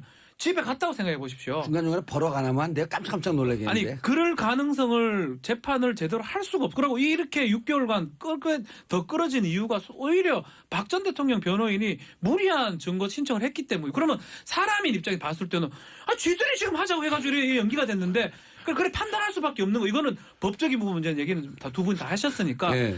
판단을 하면서 아니 쥐들 때문에 지금 이렇게 끌어져 있는데 그리고- 재판 어떡하나 그리고 이재용은 왜 들어가 있는데 그럼 나오라 정호성은 그래도. 왜 있노 이래 판단하게 되면 결국은 이거는 연장할 수밖에 없는 아니 상황이라는 구치소 거죠. 있는데 안 있음에도 나오는데. 조차도 안 나오는데 강제 구인이 안 됐잖아요. 안 나온다고 하니까 예. 뭐 할 수 방법이 없는데 집에 간다고 생각해 보십시오. 그런 걸 따져봤을 때는 김세윤 재판장이 아주 현명한 판단을 하지 않을까. 예. 이런 거를 한번 생각을 해봐야 약간 정치적인 고려인데 과연 박근혜 전 대통령 지지자들이 생각해서 봤을 때 지금은 박 전 대통령 나오는 게 훨씬 좋겠죠. 어쨌든 예. 몸이 편해지니까. 근데 장기적으로 뭐 박 전 대통령 지금 석방된 게 좋을까요? 계속 구속 상태에 있는 게 좋을까요? 저는 장기적으로 뭐 박 전 대통령이 예. 계속 구속 상태에 있다는 게 낫다고 봐요. 그건 왜 그러냐면 좀 이른 얘기긴 한데 박근혜 전 대통령이 전부 무죄가 되면 모를까? 유죄가 되면 실형입니다. 집행유예 나올 수는 없어요. 예. 근데 그러면- 유죄도 1억이기 때문에 10년 이상이에요. 네, 그렇죠. 그러면 실형이 나온다고 했을 때 예. 내년 제가 봤을 때 내년 하반기부터 본격적으로 사면연기 나오기 시작할 거예요. 예. 왜냐하면 전두환 노태우 두 사람이 광주에서 그 학살을 했는데도 불구하고 2년 있었거든요. 김대중 대통령이 국민통합 차원에서 사면해줬습니다. 그렇기 때문에 박근혜 전 대통령은 2년 이상 구치소에 두기는 문재인 대통령도 굉장히 부담일 거예요. 그럼 내년 하반기쯤 되면 사면연기 슬슬 나오기 시작할 거라고요. 예. 그러면 박 전 대통령 입장에서 생각해 봤을 때 2년 정도 하고 사면을 받기 위해서는 지금 나름 계속 구치소에 있으면서 있는 모습을 보여줘야 그럼 빨리 확정돼야지. 그래야 문재인 대통령도 부담 없이 사면 카드를 꺼내지. 네. 지금 석방돼가지고 집에서 왔다 갔다 하고 재판 1년, 2년 하게 되면 문재인 대통령 아무리 사면을 해주고 싶어도 하더라도 그게 못 꺼냅니다. 확정이 돼야지, 일단. 국민 감정은 수그러들지 않기 때문에. 그래서 장기적으로 봤을 때는 박근혜 대통령 지지자들 입장에서도 지금은 본인들 시각에서는 박근혜 전 대통령이 빨리 나와가지고 내곡동에 있는 게 좋겠지만 예. 장기적으로 생각해보면 박근혜 전 대통령을 위해서라도 지금 구치소에 있으면서 구속재판 받고 빨리 재판이 끝내서 확정되는 것이 낫다라고 저는 봅니다. 한명숙 전 총리가 가석방 됐어요, 안 됐어요? 만기 출소했어요. 만기 가수? 출소했죠. 만기 출소. 그는 그 형량 벌금하고 자체- 못 네. 냈어요. 근데 하명숙 총리 형량 자체가 장기가 아니에요. 예. 추징금을 다 못 내가지고 그리고 이제 가석방이 안 그 되는 정치인들은 그 2012년 그 재건 이후에 네. 만기 출소 쪽으로 방향이 틀어졌어요. 예, 뭐 가석방은 좀 어렵다고 예, 생각해요. 가석방 해서는 안 된다라고 하는 게 예. 정치권 분위기인데, 근데 어제 유영하 변호사가요, 박 전 대통령 굶주린 사자 우글대는 콜로세움에 서 있다. 인민재판 우려한다. 이렇게 반박했는데, 콜로세움에서 제가 지난 여름에 소매치기를 당했거든요. 그러니까 유영하 변호사 얘기는 아주 간단하게 말하면 이거죠. 지금 영장 연장할 거 법률적으로 안 되는데 여론이 그러니까 그냥 인민재판 해가지고 또 계속 가둬놓겠다 그런 거 아니냐 뭐 이런 취지인 것 같아요. 근데 제가 아까 말씀드렸던 것처럼 김태현 변호사가 아까 55대 45 얘기를 할 때 구속을 해야 된다, 연장을 해야 된다라는 것도 법리상 틀리지 않아요. 아하. 그게 틀리는 게, 그러니까 이게 아예 안 되는 걸 지금 뭐 아무것도 할 게 없는데 그냥 계속 연장 뭐 1년이고 2년이 계속 연장한다는 게 아니라 어쨌건 형식적으로 구속영장, 저번 구속영장에 들어가지는 범죄 사실이 있고 그리고 여러 가지 또 영장 나와야 되는 여러 가지 요건 사실들에다가 정책 조건까지 감안하면 발부해야 된다는 의견도 있기 때문에 이거는 그냥 법원 재판장의 판단을 믿으면 되는 거예요. 이거 자꾸 이렇게 언론 플레이는 좀 안 하셨으면 좋겠어요. 그렇죠. 아니요. 아닌 거를 무조건 풀어줘야 되는데 가다 둔다. 이러면 이 말이 맞아요. 예. 근데 법적으로 하고 있잖아요, 지금. 아니, 부인은 수술 끝났어요? 아파해요. 아픈데 하여튼 제가 마음이 다 아픈 이건데 이걸 이렇게 얘기하면 안 되는 거거든요. 자, 김현숙님, 변호사가. 사면이 뭔 말이고 나라를 이모라고 만들어준 뭔 사면? 김태현 변호사가 얘기했습니다. 제가 우리가 다 얘기한 거 아니에요? 내년 하반기 이 얘기가 나오기 시작할 거예요. 예. 얘기가 해야 된다 이런 얘기가 아니라. 해야 된다는 얘기가 아니라 이런 얘기가 그게 정치권에서 이제 나오기 나올 시작할 거고 거다. 문재인 대통령도 그 부분에서 고민을 할 거라는 얘기죠. 9110님 구속을 꼭 해야 하고 사면을 시키지 말아야 합니다. 본보기를 만들어 나쁜 짓들을 안 하죠. 예, 이런 견해도 있고 또 김태훈 변호사님처럼 내년서부터 이제 얘기가 좀 나오게 될 거예요. 정치권에서는 얘기는 나와요. 나오죠. 그건 분명한 거예요. 나오죠. 예. 왜냐면 전두환 노태우 전 대통령 그 설례 때문에 그래요. 예. 자, 그리고 다음 뉴스. 야, 이재용 세자 자리 잡아줘야 된다. 이게 뭐죠? 참 정말 정말 낯뜨거운 얘기인데요. 그러니까 청와대 캐비넷에서 아니, 발견된 국중주의자가 낯뜨거우면 이게 진짜 낯뜨거운 낯이 많이 건데. 뜨거워요. 이거 극중이 봐도 너무 낯이 많이 뜨겁습니다. 그러니까 청와대 캐비넷에서 문건 많이 나왔잖아요. 예. 거기서 이제 2014년 7월 예. 그때 이제 막 경영권 승계 문제 나올 때 이제 문건에 이렇게 돼 있는 거예요. 왕이 살아있는 동안 세자 자리를 잡아줘야 한다. 그 삼성 경영권 승계 관련 문건에 들어있는 내용입니다. 그러니까 이건희 회장은 왕, 이재용 부회장은 세자. 그러니까 왕이 살아있는 동안 지금 이건희 회장이 몸이 굉장히 안 좋잖아요. 그러니까 왕이 살아있는 동안에 세자 자리를 잡아줘야 되는 거니까 경영권 승계를 어떤 방식으로 적극적으로 도와야 된다는 내용인데요. 예. 이게 몇 년도에 나왔다고요? 그러니까 이번에 캐비넷에 나온 거예요. 이 문건이 작성된 건 2014년 7월입니다. 그러니까 이건희 회장이 쓰러지고 그렇죠. 난 뒤에. 눕고 한두 달 정도 예. 지났을 때. 근데 이건 이해는 돼요. 이게 보고서를 쓰면 윗사람 이해를 해야 되잖아요. 예. 이걸 어렵게 쓰면 이해를 못 해요. 아이고, 어떡해. 뭐 승계 뭐 이카고 이러면 예. 뭐 주식을 의회가 승계 이러면 헷갈리거든요. 예. 그러니까 아주 쉽게 하려고 예. 이 사람 알아먹기 좋게 왕이 살아있는 동안 세자를 자리 잡게 하고 이게 그구나. 근데 정말 이건 너무 낯뜨거운 게 아니고. 근데 이거는 저는 이거보다 그냥 이건희 회장이 살아있는 동안 이재용 부회장이 자리를 잡아줘야 이게 더 쉽지 않아요? 근데 이건희 회장은 왕이고 이재용 부회장 세자다 이렇게 표현해야지만이 왕 아니, 이렇게 들었는데 이재용 이건인데 둘 중에 누가 아빠예요? 네. 뭐 그거는 뭐 하여튼 이거가 저는 또 2심 재판에 이재용 부회장 재판에 증거 자료로 낼 걸로 보이고요. 이건 아주 청와대가 유력한 증거가 승계 될수 있죠. 과정에 개입했다라고 볼 수 있는 간접적 증거로서 결정적 정황이 나온 그렇죠. 거지. 그 결재권자가 이해력이 좀 떨어지기 때문에 이해하기 아주 좋은 문구로 지금 썼다고. 명예훼손하는 거예요? 아니야 그 말이 아니고요. 예. 아주 제일 쉬운 문구잖아요. 이렇게 따지면. 그럼 너무 낯뜨겁죠 사실은. 박지훈 변호사가 목소리가 커지네. 김선민님, 이재용 세자면 나는 뭘까? 추노? 저희 다 추노예요. 예. 아니, 우린 육두품이요. 자, 3891님, 삼변호 해맑은 악동클럽 같아요. 너무 맑아서 나이는 그저 숫자에 불과하고요. 지식 수준도 넓고 중도도 잘 지키는 똑똑하고 쿨해요. 백병 같은데 이거는. 예, 극중주의자. 극중주의자입니다. 안철수. 왜 또 명예훼손을 아니요, 한다 그래요? 그러니까. 아니요, 예. 본인이 그렇게 얘기했죠. 예. 자, 그럼 이거는 이게 증거로서 효과가 있을까요? 있죠. 그러니까 일단 지금 현재까지 양쪽의 주장을 보면 이재용 부회장은 그 당시에 무슨 경영권 승계 관련은 우리가 알아서 한 거고 그리고 그냥 법적 절차에 따라서 한 거고 청와대 개입했는지도 몰랐다. 예. 그런 얘기고요. 근데 이전까지 이제 자료가 나온 게 있었단 말이에요. 우병우 네네. 민정비서관이 자 이거 삼성 어떻게 되는지 한번 조사해봐라. 그래갖고 행정관이 조사를 해갖고 서너 번에 걸쳤고 문서를 수정하면서 네. 보고를 했단 말이에요. 네. 그 법조에 나와서 이게 반영됐을 것으로 보인다. 네, 당연히 여기까지 왔단 말이에요. 됐었어요. 근데 그게 또 청와대 이제 박근혜 전 대통령 입장에서는 아니 그거 그때 여론에서도 굉장히 우호적이었고 그래서 알아서 한 거지 나는 몰라 이거 있잖아요. 예, 근데 왕과 세자까지 나왔잖아요. 이제 이런 표현까지 써가면서 도와주라라고 하는 건 그러니까 이재용 부회장과 박근혜 전 대통령 사이의 대가 관계가 인정되면 이거는 그 이후에 그 쉽게 말해서 돈을 받고 도와준 거라면 뇌물죄를 입증할 때 또 하나의 큰 구조가 되기 때문에 그거를 좀 더 명확하게 입증시켜줄 수 있는 증거가 저는 되는 어젯밤에 거죠. 졸면서 이 원고를 보면서 왕과 세자 이게 남한산성 얘기인가? 아, 세자가 지금 그 청나라에 끌려가야 된다는데 그건가? 보니까 아니더라고요. 얘기해요? 예. 악플 유발자 또 막 아니, 문자 아니 오고. 삼성 얘기하면서도 울 거요? 어? 그건 아니잖아. 원래 안 울어요. 자, 또 문자 올라옵니다, 지금. 악플 유발자 또 출동합니다. 저기, 왕이 살아있는 동안 세자, 저는 이건 왜 써는지 저도 모르겠어요. 저도. 아니, 좀 민망해요, 안 민망해요? 약간 민망하죠. 민망해요, 안 민망해요? 민망하죠. 남사실 없죠. 민망하죠, 사실. 네, 왜냐면 제가 그 S그룹에서 근무할 때도 이런 표현 안 썼어요. S그룹에 근무했었어요? 했었어요. 아, 했었죠, 저는. 법무실 첫 번째 직장이 모시는구나. 삼성 삼미 삼미 슈퍼스타죠. 그렇죠. 슈퍼스타즈. 네. 근데 그 S그룹에 제가 근무할 때는 뭐라고 부르냐면은 이병철 회장은 선대 회장님.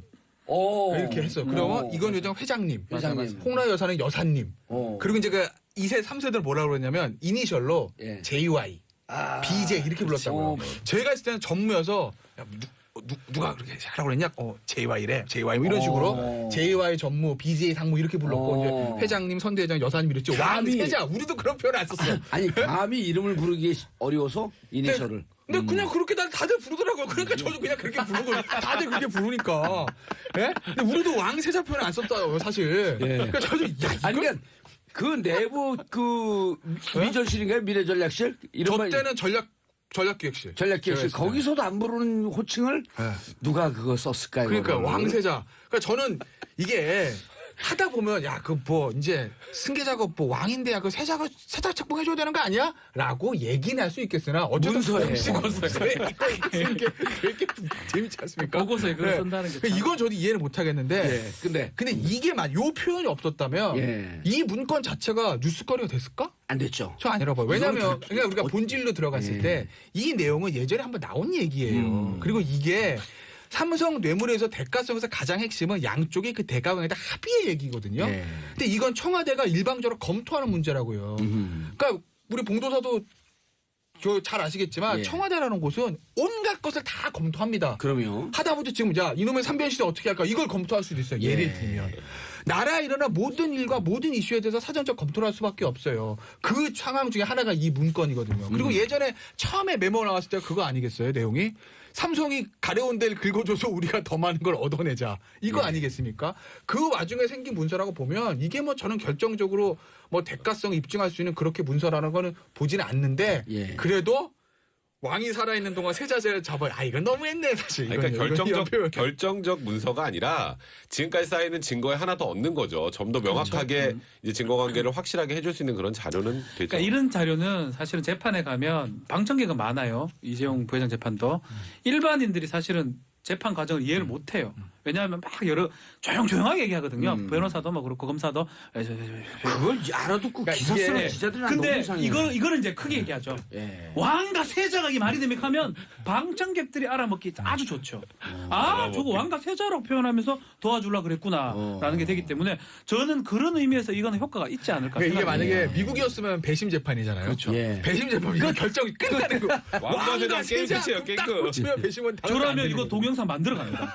동영상 만들어 가가지고 파워포인트 띄워가지고 보여주면서 합니다. 그러면 아니 사실 동영상을 재연 배우들을 해갖고 그렇게 해도 됩니다. 예. 우리나라는 뭐 지금 안 되지만 뭐 한다 해가지고 되는데 만들어가지고 뭐왕 얼굴로 해놓고 세자 얼굴 해놓고 이런다 그러면 사실은 보는 배심원들 입장에서는 유죄의 심증 이런 게 더 심해지는 거거든요. 알겠습니다. 자, 샵1035 짧은 문자 50원, 긴 문자 100원. 허나교님, 김태현 변호사님 궁지에 몰리는 모습 너무 재밌어요. 크크. 울 때가 더 재밌어요. 그럼 다음 주 수요일 날 어떻게 됩니까 진짜? 준비 작업을 안경부터 벗잖아요. 안경부터. 뭐 이번 주 내에 결정 나니까 다음 수요일 날은 김태현 변호사 울 것 같은데요. 제가 울든지 김태현 변호사 울든지. 예, 윤영희님, 김변이 나쁜 역할을 맡고 있네요. 나빠요 본래 역할이 아니고. 나빠요 저는. 질이 좋지 않아요. 역할이 아니에요. 예, 송곤니 변호사예요? 자, 아니 예리하잖아요. 송곳니 어금 야 이건 명예훼손인데. 아니 예리하잖아요. 송곳니. 이거 아니 전혀 관계 없어요 이게. 예. 날카롭다는 뜻이겠죠. 날카롭다는 난 처음에 뜻. 그런 건 줄 알았는데 보니까 아니야. 2부가 생각나지 갑자기. 오선영님 세 분 엄청 친해요. 그래서 더 대화가 자연스럽고 다소 투수다스러워도 웃음이 나고 귀에 쏙쏙 잘 들어오네요. 참고로 말씀드리면요. 백 변호사랑 저는 25년 친구입니다. 고1 때부터. 예. 백 변호사의 모든 비밀을 알고 있는 알겠습니다. 세 분 유일한 인사하시고요. 끝났어요? 예, 끝났어요. 세 분 인사하시고요. 네, 고맙습니다. 예, 저는 광고 듣고 4부 전 작가의 시선으로 돌아오겠습니다. 채널 고정. 정봉주의 정치쇼 4부 순서 들어가겠습니다. 예고했듯이 전 작가의 시선 같은 걸 봐도 확실히 다른 특별한 시선의 소유자 전효옥 작가님 안녕하세요. 오셨습니다. 네. 예, 비도 오고 굉장히 좋네요 오늘. 예, 수요일엔 빨간 장미를. 근데 비 오는 날은 이게 안개가 좋은데 빨간 장미하고 안개가 쫙 섞여 있는 거. 연애 많이 해보셨나 봐요. 아, 제가 이렇게 비 오는 날은 장미하고 안개 이걸 한 10개씩 준비했었는데요. 네. 그래가지고 10명의 여자에게 뿌렸어요? 아니면 20명의 여자에게 뿌렸어요? 한 분에게 10개를 다 준 거죠, 그냥. 안 그랬을 것 같은데요. 예. 자, 전 작가님의 오늘 시선 어디에 꽂히셨죠? 네, 이번에 노벨 경제학상을 받은 이제 세일러라는 교수가 있죠. 예. 우리나라에서는 그때 넛지라는 책을 이제 탈러라고, 그러니까 발음을 이제 우리는 탈러라고 알고 있는데 미국에서는 그걸 세일러라고 한대요. 어제 CNN을 확인해봤더니 세일러라고 했더라고요. 네, 예. CNN을 늘 들으시는군요. 아니요, 우리가 여기서 어제 방송을 잠깐 했어요. 아, 그래요? 예, 네. 잠깐만. 네. 근데 이분이 이제 쓴 너트라는 책이 우리나라에서는 베스트셀러가 됐고, 개인적으로는 굉장히 그 재미있는 책이에요. 저는 원래 이렇게 그 경제학에 대해서 사람들이 굉장히 음울한 학문이 나고 그러잖아요. 맞아요. 책을 안 볼라 그러죠. 네. 일단 복잡하다고. 근데 이 경제학에다가 이제 기존의 이제 심리학 이라든가 여러 가지를 덧붙인 게 이제 행동 경제학이라고 그러는데 이 행동 경제학이 굉장히 대표적인 사람이에요. 행동 경제의 영역을 대표적인 사람. 만개시켰다 뭐 이렇게 표현하더라고요. 그렇죠. 그렇게 해도 되고 또 행정 경제학이라는 게 행동 경제학이라는 게 되게 재밌어요. 우리 생활에서 보면은 우리가 이제 경제학이라는 건 인간은 다 합리적인 판단만 한다 이러잖아요. 네. 근데 꼭 그렇지 않잖아요. 예를 들면 주식을 팔 때 우리가 오르는 주식을 팔고 있어요. 맞아요. 내리는 주식을 사고 있고. 팔아야 되는데. 그리고 예를 들자면 이 타이타닉에 대한 우리가 우스갯소리가 있잖아요. 타이타닉에서 이제 뭐 얘기를 하면서 우리가 좋은 소식을 먼저 들으시겠습니까? 승객 여러분, 타이타닉 나쁜 소식을 들으시겠습니까? 그러니까 이럴 때 이제 그럼 좋은 소식부터 해달라. 그러니까 올해 이제 그때가 이제 아카데미상에서 타이타닉이 이제 작품상 탔을 텐데 우리 배를 소재로 한 게 작품상을 탔습니다. 그럼 나쁜 소식은 뭔가요? 이러면은 우리 배가 곧 침몰합니다. 뭐 이런 이제 우스개가 있는데 이 행동 경제학에서는 이걸 프레이밍 효과라고 해요. 즉 나쁜 소식을 먼저 들려줄 경우는 좋은 소식이고 뭐고 생각이 없는 거잖아요. 예. 그래서 이제 좋은 소식을 딱 믿기로 해가지고 나쁜 소식을 끌어낸다. 그렇죠. 그래서 이제 유도를 한다. 그래서 넛지라는 말 자체가 아주 직역을 하게 되면 이렇게 슬쩍 져서 저거 좀 봐봐 이러는 게 넛지예요. 옆구리 툭 친다는 그 그렇죠. 팔꿈치로. 예. 근데 우리가 이제 정통 경제학이라면은 손을 끌어서 저걸 보라고 아주 저렇게 진지하게. 됐다고. 네, 그러는 거니까 약간 위트도 있고 유머도 있고 이러면서 심리적으로 이렇게 툭 던지는 거예요. 그래서 느낌이 오네요. 그렇죠. 예를 들었고 야 저기 봐봐 이렇게 진지하게 하게 되면 뭔데 그러는데 네. 살짝 툭 치면 호기심을 극도로 자극하면서 안 볼 수 없게 만드는. 그렇죠. 그래서 우리가 경제학에서는 이제 아담 스미스부터 시작을 해가지고 시장에 개입하지 말자. 왜냐하면 경제학은 보이지 않는 손부터 해서 이익이 있으면 다 인간은 이익에 따라서 행동하는 존재다. 이러는데 우리 인간이 꼭 이익에 따라서 존재하는 그런 사람 동물이 아니잖아요. 예. 예를 들어서 아까 이제 주식도 얘기했지만 제가 이렇게 보는 분 중에는 참 별 볼 일 없는 주식인데 그냥 그 주식을 애지중지하면서 끝까지 갖고 가는 분이 있어요. 그래서 예. 이 주식은 잘 될 거야. 아, 꽝인데 말이죠. 음. 그건 왜냐면 흔히 말하는 주식하고 사랑에 빠지는 거예요. 그래서 이걸 또 행동 경제학에서는 보유 효과다 이렇게도 얘기해요. 보유하면서 행복해하는. 그렇죠. 별 오른- 볼 일 없는데도. 오른 것과 무관하게 오를 그렇죠. 것이라는 기대 하나로. 그렇죠. 얘는 내가 정말 열심히 공부해가지고 선택한 주식이야. 어? 뭐 결혼도 마찬가지겠죠. 예. 남들이 보기엔 참 별 볼 일 없는데 내가 꽂혀갖고 쫓아다니고 돈 많이 쓰고 데이트 때 막 몰빵을 했기 때문에 우리 마누라가 세상에서 제일 예뻐. 이런 남자도 꽤 있어요. 반대의 경우도 있고. 아니 저는 책을 전혀 못 봤는데 네.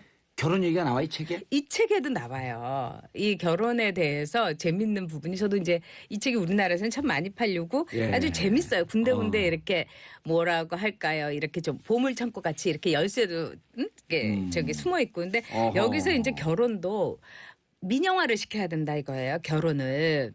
예? 우리가 결혼이 사실 국영화돼 있잖아요. 왜냐하면 결혼을 하는 것도 나라의 허락에는 이렇게 법에 이렇게 쌓인 뭐 이거 허가를 혼인신고를 한 다음에 받아야 되고. 혼인신고를 해야지 결혼이 이루어지는 그렇죠. 거니까. 그리고 이혼할 때도 국가의 이 국영화된 결혼 시스템 속에서 이혼도 허가를 받아야지 이혼이 되니까 참 결혼 과정도 쉽진 않지만 이혼하는 과정에서는 진흙탕 싸움을 하는 경우가 있는 거예요. 뭐 예. 별별 증거를 뭐 무슨 휴지부터 시작을 해갖고 애를 학대한 문제 뭐 이런 걸 막 하고 그러니까 굉장히 불행한 헤어짐이 되는 게 또 결혼의 국영제도 때문이다 이렇게 보는 거예요. 이 그 셀러가. 네. 오. 그 대신에 세일러는 무조건 그러면 뭐 그냥 동거를 뭐 주장을 하고 이러는 게 아니라 이 다양한 결혼에 이제 회사를 두자 이런 거예요. 예를 들면은 종교적으로 결혼을 하고 싶은 사람도 있을 거 아니에요. 하나님에 묶여진 인연에 끝까지 나는 순종하겠다. 이런 사람들을 위해서는 교회를 비롯한 종교기관이 결혼의 업무를 대행하는 거예요. 국가처럼. 응? 그리고 시민연합이라는 얘기를 했는데 예를 들면 보험회사처럼 결혼에 대해서 시민단체나 연합에서 그걸 허락을 하고 또 그걸 풀어주기도 하는 거예요. 그리고 이럴 때 우리가 요즘 머리가 확 환해지는 것 같은데. 그러세요? 예. 왜요? 확 넓어지는 것 같아요 시야가. 그래서 예를 들자면은 이 우리가 부자들만 혼전 계약서를 쓰고 있잖아요, 사실은. 근데 보통 사람들 혼전 계약서 안 써요. 안 쓰죠. 네, 왜냐하면 결혼이라는 것 자체가 우리가 관념적으로 이거는 끝까지 가야 되는 시스템이라고 생각을 하는데. 그걸 자, 지금 국유화 개념으로 받아들였다. 그렇죠. 그리고 그래서 그 결혼 제도를 자체를 국가가 매우 이거를 이혼을 어렵게 만든 게 결혼 제도예요. 사실은. 왜냐하면은 결혼이라는 시스템이 있으면 국가가 좀 편하잖아요. 예. 복지로 이제 다 이제 뭐 지원을 해줘야 되는데 결혼 제도라는 거를 유지를 하게 되면 결혼 제도 안에서 다 돌봐주고 시댁도 돌봐주고 친정도 돌봐주고 이러면서 국가가 할 일을 결혼 제도라는 이 안에서 해결을 많이 해요. 그래서 결혼 제도라는 건 사회의 기관이다 이런 얘기도 하잖아요. 예. 근데 이제 여기에 대해서 세일러는 이제 100살도 살고 뭐 장수사회 이런 것도 있지만 결혼 제도 속에서 이렇게 국영화되면서 굉장히 손해를 보는 게 오히려 여성들이에요. 어허. 왜냐하면은 아이를 기르는 기간은 여성의 절대적인 헌신을 필요로 합니다. 예. 그 대신에 남자는 또 일을 하면서 자기의 경력을 쌓을 수 있지 경단남은 없지만 경단녀는 많잖아요. 예. 이런 과정 속에서 이 결혼이라는 제도 속에서 혼전 계약이라든가 이런 말하자면 보험 같은 이런 걸 길게 해서 결혼이 해제돼도 여성들이 불이익을 받지 않도록 하는 이런 식으로 하면서 개입을 하자 이거예요. 결혼이라는 시장에. 전 작가님 다른 은근슬쩍하게. 자리에서 네. 다른 자리에서 그 우리나라 출산율이 OECD 국가 최하라 말이에요. 네, 그 네, 출산율, 무섭죠. 출산율 올리는 방편 중에 하나 프랑스 같은데 예를 들면서 부부가 결혼을 해서 결혼 이후에 출산하는 거에 대해서만 법적 그 네, 승인을 네. 주는 것이 아니고 그 비혼 그러니까 미혼모 미혼부 같은 경우도 네. 자기가 그 아이를 사회적 편견 없이 아이를 신고하고 할 수 있게끔 하면서 실질적으로 프랑스 같은 경우는 출산율이 확 늘어났다. 그렇죠. 그 제도로 한번 네. 문제 소개한 적이 있잖아요. 일단 이게 저는 그거랑 좀 맥이 닿는 얘기네요. 약간 비슷하죠. 그러니까 일단은 저는 이제 그런 경우는 이제 뭐 결혼 허가 같은 거는 뭐 종이장에 불과하다 하지만은 예. 오히려 여기는 경제적으로 굉장히 이렇게 이 기본을 맞게 챙겨주는 거예요. 그래서 교회는 교회대로 또는 뭐 시민 단체나 연합은 연합대로 결혼 제도를 다양하게 해서 민영화해서 고를 수 있게 내가 좋아하는 결혼 어떤 시스템 중에서 골라서 결혼해라 이거예요.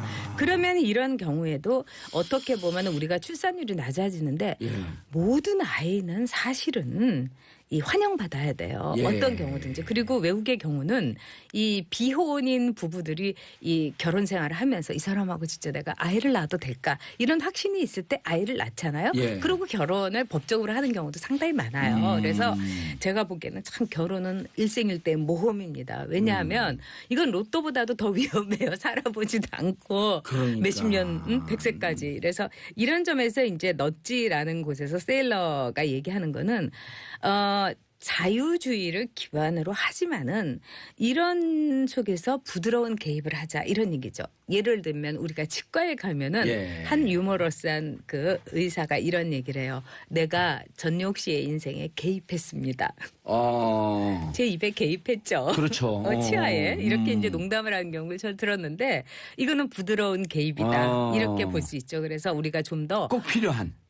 이 자유롭고 편안하고 위험하지 않게 살기 위해서 부드럽게 개입하자. 이게 이제 넛지의 기본이에요. 그리고 커뮤니케이션이에요. 중요한 거는. 소통. 그렇죠. 예를 들면은 이번에 우리가 9월 30일까지 모든 세금, 재산세라든가 아파트 관리비 이런 걸 내야 되는데 예. 이번에 연휴가 많아서 10월 10일까지 내도 되잖아요. 예. 근데 제가 이제 10일 날 아파트에서 들었더니 저희 아파트에서 막 방송을 해요. 아직도 관리비를 안 내신 분이 많습니다. 빨리 오호호. 내십시오. 막 이러는 예. 거예요. 제가 그걸 들으면서 많구나. 오늘 꼭 내야 되나? 이런 생각이 드는 거예요. 예. 그런데 이제 여기서도 이제 미네소타의 예가 하나 나오는데 뭐라고 하냐면 시민 여러분께서 90%가 세금을 완납하셨습니다. 이러니까 오히려 자진해서 세금을 내는 경우가 많다는 거예요. 이게 넛지의 커뮤니케이션이에요. 그러니까 저희 안낸걸 강조하는 그렇죠. 게 아니고 낸 거를 강조하는 거죠. 우리 아파트 주민 오늘까지 95% 네. 관리비를 다 납부했습니다. 그럼 그렇죠. 나는 5%야? 빨리 가서 내야 되겠네. 바로 그거예요. 그러니까 이 넛지 효과를 그분이 이제 아셨다면 이제 봉도사님처럼 예. 그렇게 이제 방송을 했겠죠. 그리고 거기다가 네. 95%그 관리비 납부해 주신 주민 여러분 감사합니다. 그렇죠. 하면 난 감사한 곳을 제외됐네. 그러니까. 가서 내는. 네. 얼른 이제 컴퓨터 앞으로 예. 가게 되든지 이렇게 되겠죠. 네. 그래서 이제 아, 경제학이라는 재밌네. 게 예. 우리 생활에서 굉장히 중요해요. 예. 네. 기존의 경제적 관념이나 이런 장벽 이런 거에 대한 경직성을 확 허문 것 같은 느낌이 그렇죠. 오네요. 아주 유머러스해요. 그래서 이제 이 세일러 교수는 생활 면에서도 경제학의 이런 부드러운 경제학을 알리기 위해서 예. 소프트한 경제학을 알리기 위해서 영화에도 출연을 한 적이 있어요. 여러분이 많이 보셨겠지만 제가 참 좋아하는 영화인데 빅숏이라는 예. 그러니까 월스트리트의 그 천재들의 얘기 그 모기지 론을 통한 이제 그쪽에서 이제 아주 떼돈을 번 그 천재들의 얘기지만 그 중간에 이 부실한 이제 국가 부채라든가 이런 거에 얘기를 하기 위해서 셀레나 고메즈하고 같이 잠깐 카메오로 세일러 교수가 출연을 해요. 재밌네요. 근데 아마 남성분들은 셀레나 고메즈만 기억하시겠죠? 그게 2008년, 2009년 금융위기 때 네, 모기지론 터질 때 그렇죠. 그 그때 터질 배경. 때를 배경으로 했는데 영화도 굉장히 재밌어요. 근데 거기서 또 이제 출연을 하셔서 오. 아주 재밌는 예. 한 장면을 이제 빅숏에서 이 연출을 해줬죠. 네. 아까 베스트셀러라고 말씀을 하셨는데 네. 가장 많이 팔린 나라가 리퍼블릭 오브 코리아. 네, 우리 한국이에요. 야, 네. 인터스텔라 네. 그 놀란 감독인가요? 네네. 크리스토퍼 놀란. 예, 네. 크리스토퍼 놀란 감독이 한국 좋아하죠. 인터스텔라가 1000만이 넘었잖아요, 우리가. 네네네. 어떻게 이 어려운 과학 영화를 1000만이 넘게 보는 나라가 있냐고. 그래도 결국 우리나라 한 번도 안 들어왔잖아요. 우리나라 그렇게 히트친 거 기자회견을 베이징에서 하면서 얘기를 했거든요. 그렇죠. 근데 이제 우리나라 국민들이 제가 보기에는 그 시대적 상황 속에서 어떤 지식을 예. 이 영화라든가 뭐 이런 쪽으로 아주 적극적으로 구한다고 봐요. 그러니까 영국 같은 데나 유럽에서 베스트셀러를 보면은 뉴스셀러가 아닌 경우가 많아요. 그러니까 제가 2, 3년 전에 갔을 때 붉은 여왕이 여전히 베스트셀러더라고요. 그러니까 재밌었어요. 그러니까 굉장히 순수한 과학책인데 근데 이제 이 너츠라는 책은 불을 당긴 건 이명박 대통령이었어요.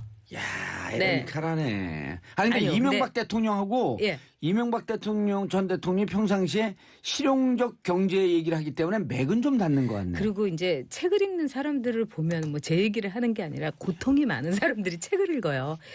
잘 나가는 사람들은 책 안 읽어요. 사실은. 전 잘 나가면서도 요즘 책을 좀 읽는데 아, 이제. 네, 그러시는구나. 네, 잘 안 나가는구나 제가. 아니요, 잘 나가고 있어요. 사면복권도 안 되는데 잘 나갈 일이 그래서 있겠습니까? 그런가 보다. 근데 이 이명박 대통령이 이제 우리가 이른바 이제 광우병 사태 이걸 아주 뼈저리게 이제 거친 거죠. 그래서 2008년에 여름 휴가를 가면서 이 보좌관들한테 이제 청와대 이제 그 비서관들한테 이 넛지라는 책을 읽어봐라 이렇게 얘기했어요. 이미 그때도 넛지가 꽤 팔렸어요. 왜냐하면은 뭐 암스테르담 공항에서 이 남자들이 보는 소변기가 있는데 거기서 이제 청소를 깨끗하게 하는 비결이 뭐냐?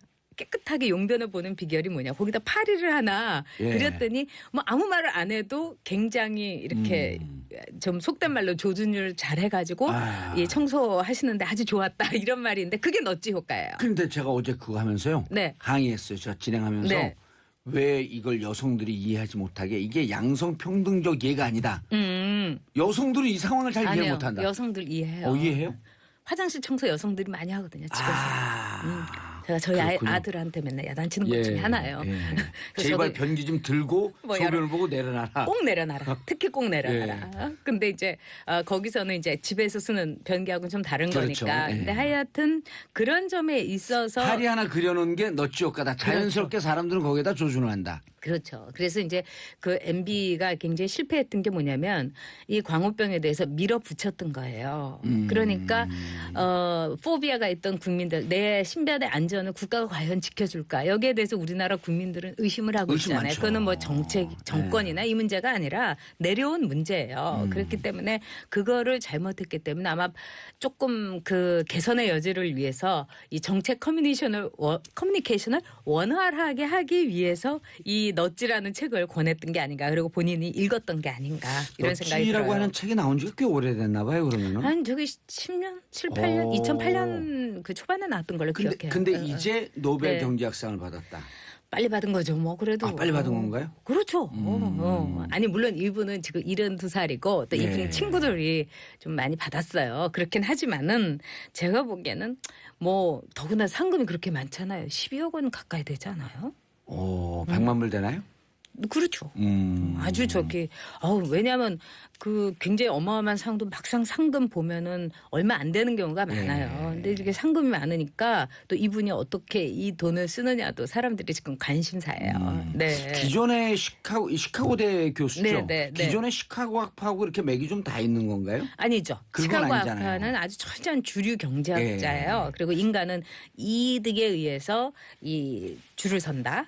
또 인간은 뭐라고 할까요? 그러니까는 기업가는 이윤을 내는 게 최고의 선이다. 이런 이제 주류 경제학의 기본을 이제 갖고 있지만 근데 이분은 이분은 보니까 인간이 경제적 행동을 할 때 왜 그런지 잘 모르고 하는 경우가 꽤 많다라고 하는 게 배경으로 좀 깔려 있더라고요. 그렇죠. 그리고 우리도 사실 그래요. 저도 이렇게 보면 참 돈 생각을 우리가 많이 하지만 꼭 돈 때문에 우리가 이득 때문에 행동하지 않는 경우가 맞아요. 꽤 많아요. 예. 네. 마이클 셀던인가 그 교수가 네. 돈으로 살 수 없는 가치에 대해서도 또 얘기하잖아요. 그렇죠. 그리고 또 경제학으로도 이 예를 들면 이제 뭐 심리적 회계라는 게 있어요. 심리적 회계. 이건 아하. 뭐냐면 이제 멘탈 어카운팅이다 이러는데 예를 들면 똑같은 돈이 있어요. 그러니까 봉도사가 꽁쳐놓은 그러니까 부인 몰래 꽁쳐놓은 비자금이 있고 그다음에 부인이 당신 용돈 50만 원이야 이러면서 주는 50만 원이 있어요. 그러면 똑같은 소비를 하면 어느 돈 먼저 쓰시겠어요? 부인이 준 돈 먼저 하죠. 당연하죠. 꽁쳐놓은 돈은요. 끝까지 안 100배, 쓰죠. 100배의 그렇죠. 가격 체감이 있어요. 바로 그거예요. 그래서 심리적인 회계라는 거예요. 이 비자금은 중요한 거고 심리적 소중한 멘탈 거고. 어카운트. 그렇죠. 그래서 똑같은 돈이라도 아니 우리가 볼 땐 그 돈 쓰나 이 돈 쓰나 똑같은데 그렇지 않다는 거죠. 그래서 이 행동 경제학에서는 이런 거로 또 굉장히 많이 얘기를 해요. 네. 이렇게 비교해도 될까요? 예를 들어 네. 그 가계 소득이 네. 한 3천만 원 정도 되는 가정에서 하는 네. 가족끼리 삼겹살 회식이 네. 한 1억 정도 버는 사람의 등심 회식보다 훨씬 더 가치가 있다.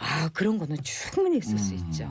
예. 이거는 자기의 그 심리적으로 볼 때 멘틀 어카운트도 그게 적용이 그렇죠. 되겠네요. 그것도 이제 심리적 그 어떤 그 관계 또는 뭐 이제 또는 손실 회피성 뭐 이런 거하고도 관계도 많이 되죠. 예를 네. 들면은 부동산으로 우리가 이제 1,000만 원을 손해 봤다면 부들부들 떨어요. 예. 근데 주식으로 1,000만 원 손해 봤다면 또 아무렇지도 맞아요. 않은 경우도 있어요. 네. 그러니까 참 인간이 합리적으로 경제적인 가치만을 이득만을 쫓아서 할까 하지만 인간은 굉장히 개인적인 심리라든가 자기의 과거 자기가 살아온 히스토리 여기에 대해서 막 왔다 갔다 한다는 그렇죠. 거죠. 주식에서는 개미들이 손해 본다라고 하는 기존 고정관념이 박힌 그렇죠. 나도 개미의 이론이기 때문에 네. 손해 볼 수 있지. 네. 이게 멘틀 어카운트의 한 파트가 될 수 있다. 그렇죠. 그래서 이제 셀러 교수는 나를 알고서 투자를 하라 이렇게 얘기해요.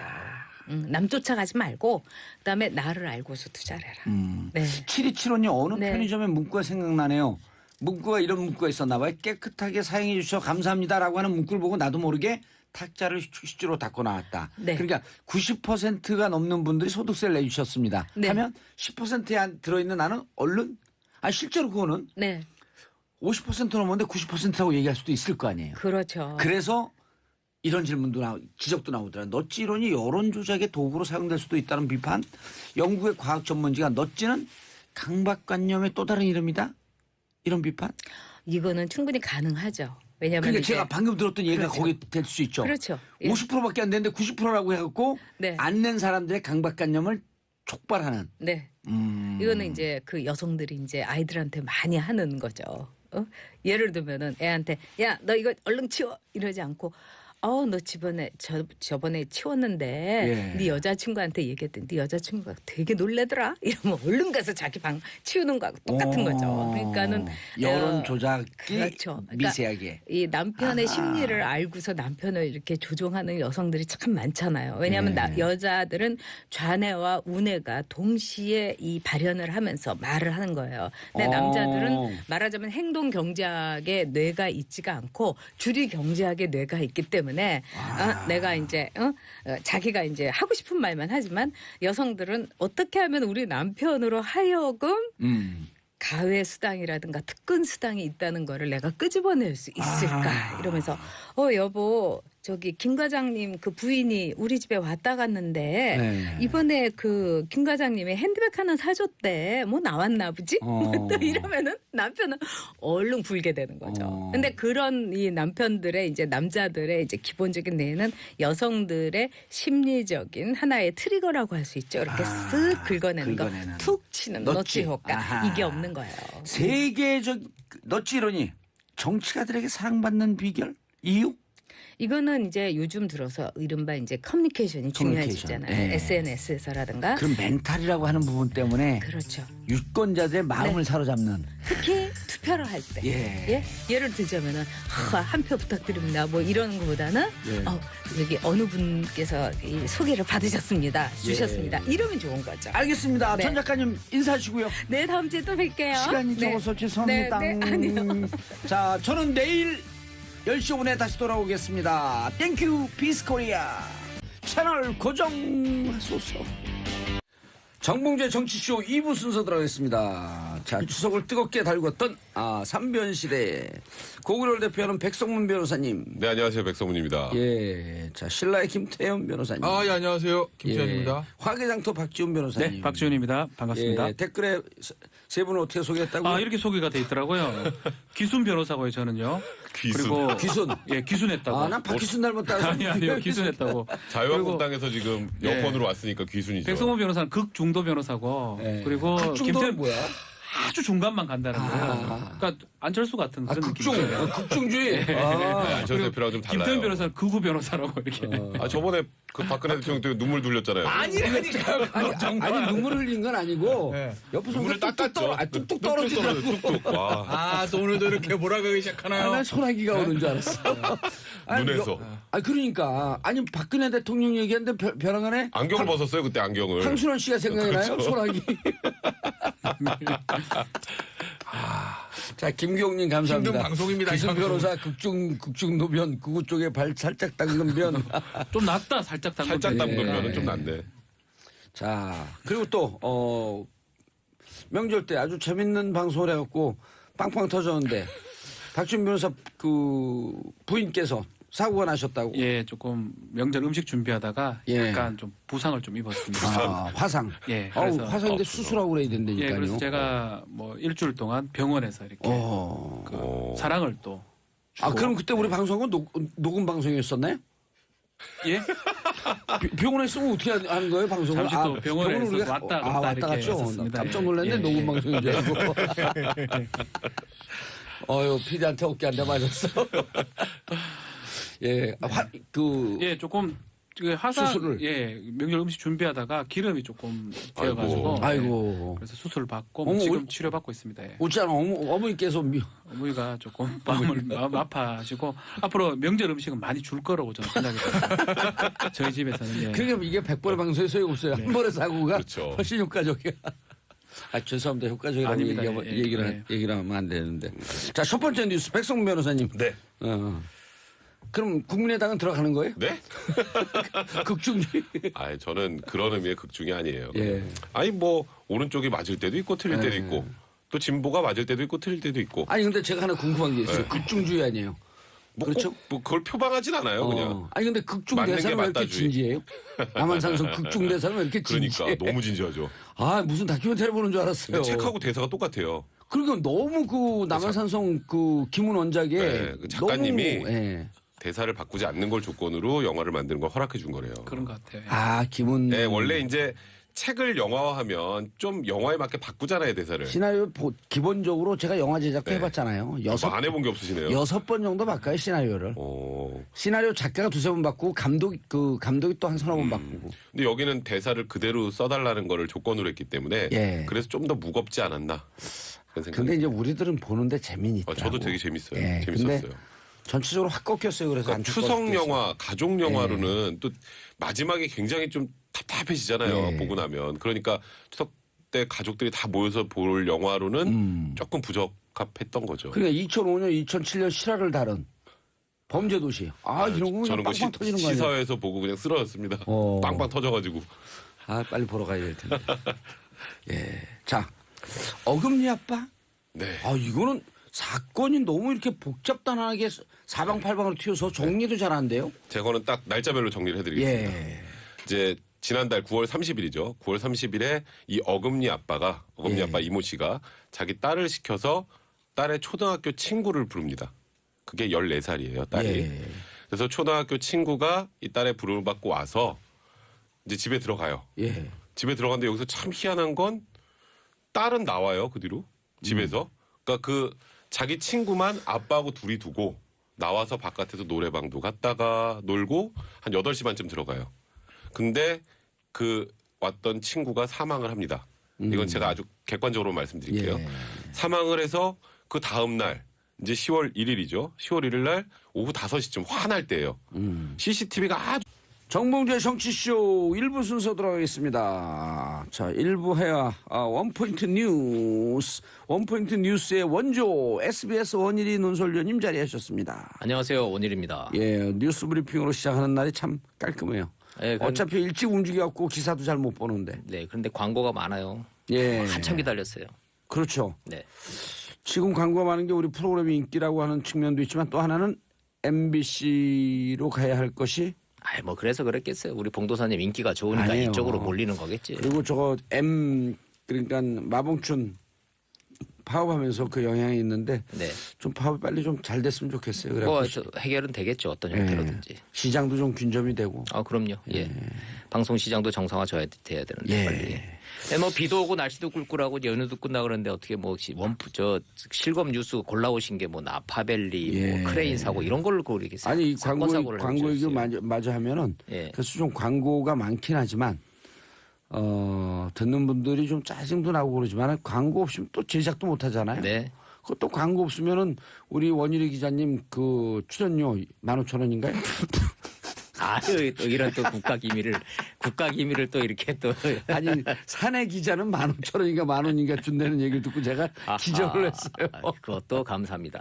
어쨌든 예. 광고도 정보고, 예, 네, 그럼요. 또 광고주도 청취자고. 아니 무심코 듣던 게 내가 뭐 살려고 그러는데 뭐지? 그러면 그게 하나의 정보예요. 네. 그래서 광고 좀 불편하지만 그래도 광고를 열심히 듣는 분들이 훼손된 민주주의를 바로 세우는 길입니다. 이게 무슨 얘기죠?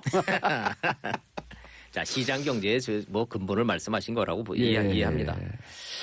자, 뭐 저 실검으로 진짜로 나파밸리 산불 이거 미국에서 나는 뭐 자연재해인데 이게 실검이 될 정도로 지금 굉장하네요. 캘리포니아 산불은 위험해요. 예. 그래서 미국 사람들 그 저기 농담이 있어요. 미국에서 도대체가 대책 없는 게 두 가지가 있다고. 하나가 캘리포니아 산불이고 두 번째가 트럼프의 막말이라고. 아하.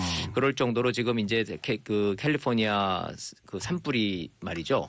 예. 저 이제 실제로 가서 이제 여러 번 봤는데 대단해요. 막 어마어마해요. 이쪽 산에서 이쪽 산으로 박격포를 쏘는 것처럼 불꽃이 날아다니는 거 그렇죠. 직접 보신 적 예. 있어요? 이렇게 정말로 저는 강성을 누님이 캘리포니아에 살아요. 예. 보면은 왜 사람이 15명이나 죽지 그러는데 예. 가보면은 정말로 무시무시합니다. 불꽃이 날아다니잖아요. 그러니까 예. 저 앞산에서 불이 나고 있으면 여기까지 안 오겠지 하는데 불꽃이 날라고 이쪽이 확 타버리고 예. 또 캘리포니아는 건조한 지역 아니에요. 예, 근데 아니 안타까운 거는 지금 시점이 이제 우기가 들어가는 시점이거든요. 아. 지난 3월 달에 비 한 번 오고 지금까지 한 방울도 안 내리다가 10월 달이 접어들면은 이제 촉촉해지면서 비가 와요. 예. 우기에 접어드는 기간인데 요때 이제 비가 와가지고 지금 이제 굉장히 지금 이상 기온이라는 게 이게 디아블로 윈드라 그래서 아주 바짝 마른 건조한 바람이 시속 60마일로 부는 건데 그러면 시속 100km, 그렇죠. 100km가 넘는 거거든요. 예. 이게 어느 정도냐면요. 시속 20km가 되면 혹시 골프 치시는지 모르지만 골프공이 갔다가 뚝 떨어져요. 시속 25마일이 되면 골프공이 정말로 거짓말처럼 나를 향해서 거꾸로 날아오거든요. 그 드라이브 쳤는데 슉 돌아고 다시 나한테 떨어지고. 내 쪽으로 날아온다고요. 그게 시속 예. 30마일인데 지금 시속 60마일 이상 80마일까지 지금 분다는 건데 바람이 뭐 정말 불꽃이 박격포처럼 날아다니는 거예요. 근데 그거 아시죠? 그 밸리가 두 개가 있는데 캘리포니아에 예. 실리콘밸리가 있고 나파밸리가 있는데 예.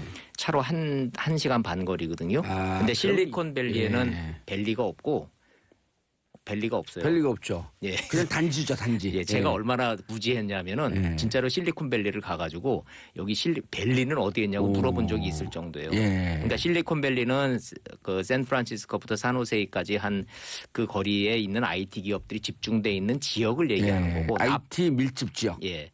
나파밸리는 정말로 밸리예요. 가보면 진짜 밸리거든요. 그러면 지금 말씀한 샌프란시스코 쪽이면은 약간 북쪽이네요.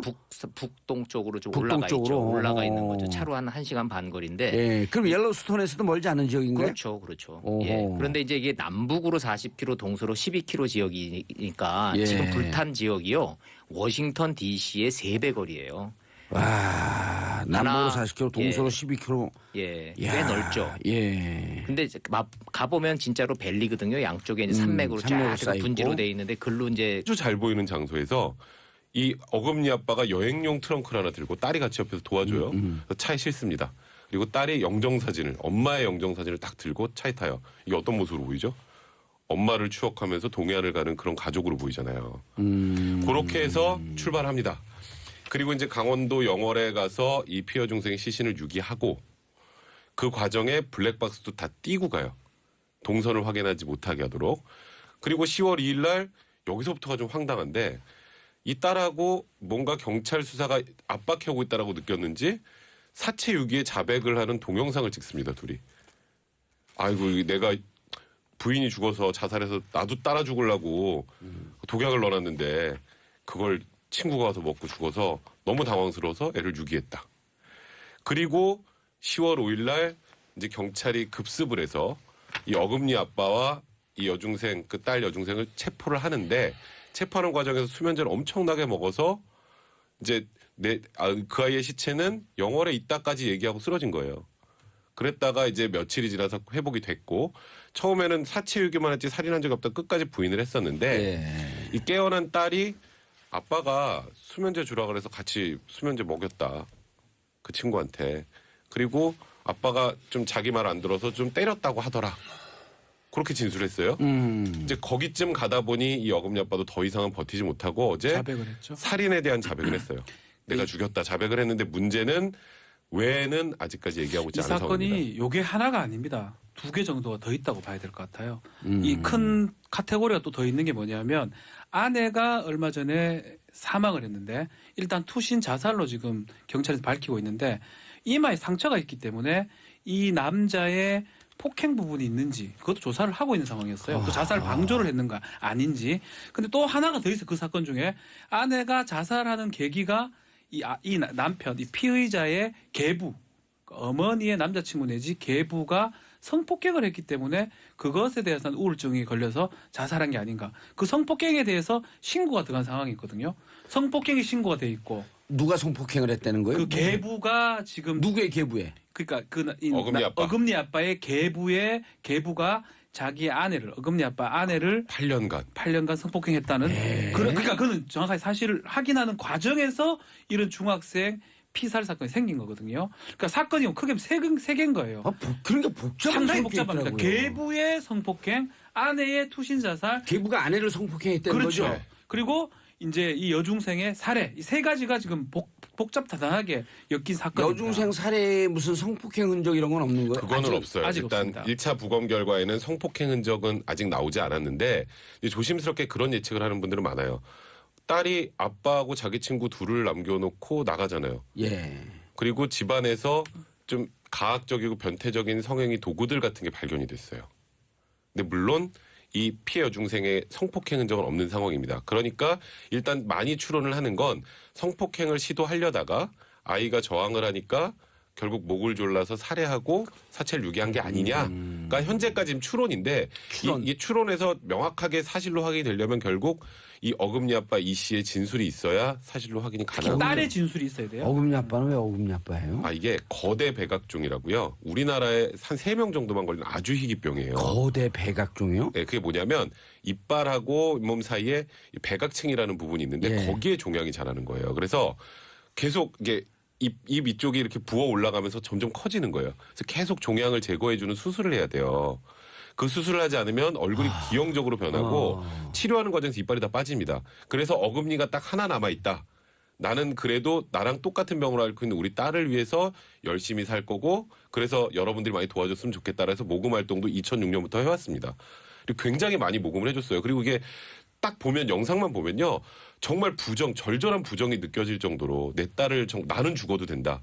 내 딸의 치료에 최선을 다하겠다라는 모습을 보여줬기 때문에 이번 사건이 터지고 사실 국민들이 더 지금 황당해하고 온몸에 불놀하고 문신이 있는 거죠. 있다면서요? 그러니까 겉으로 봤을 때는 선의 천사의 상징으로 보이는데 그 부인도 온몸에 또 문신이 있다고요? 그렇죠. 네, 그렇죠. 그 문신의 그건 내용도 뭐예요? 중요합니다. 문신을 한다 해가지고 그러면 나쁘다고 볼 수는 없는데 문신 자체가 팔의 대부분하고 그 바짝 마른 지역이니까 거기서 포도가 자라서 미국산 와인의 85%가 여기서 생산이 되는데 어허. 이게 지금 이제 반 정도가 불타버린 거거든요. 아직 수확 못한 게 지금 24%래요. 그러니까 이제 미국산 와인 값이 이제 굉장히 많이 올라갈 건데 그거를 떠나서 이게 인명 피해가 지금 15명. 예.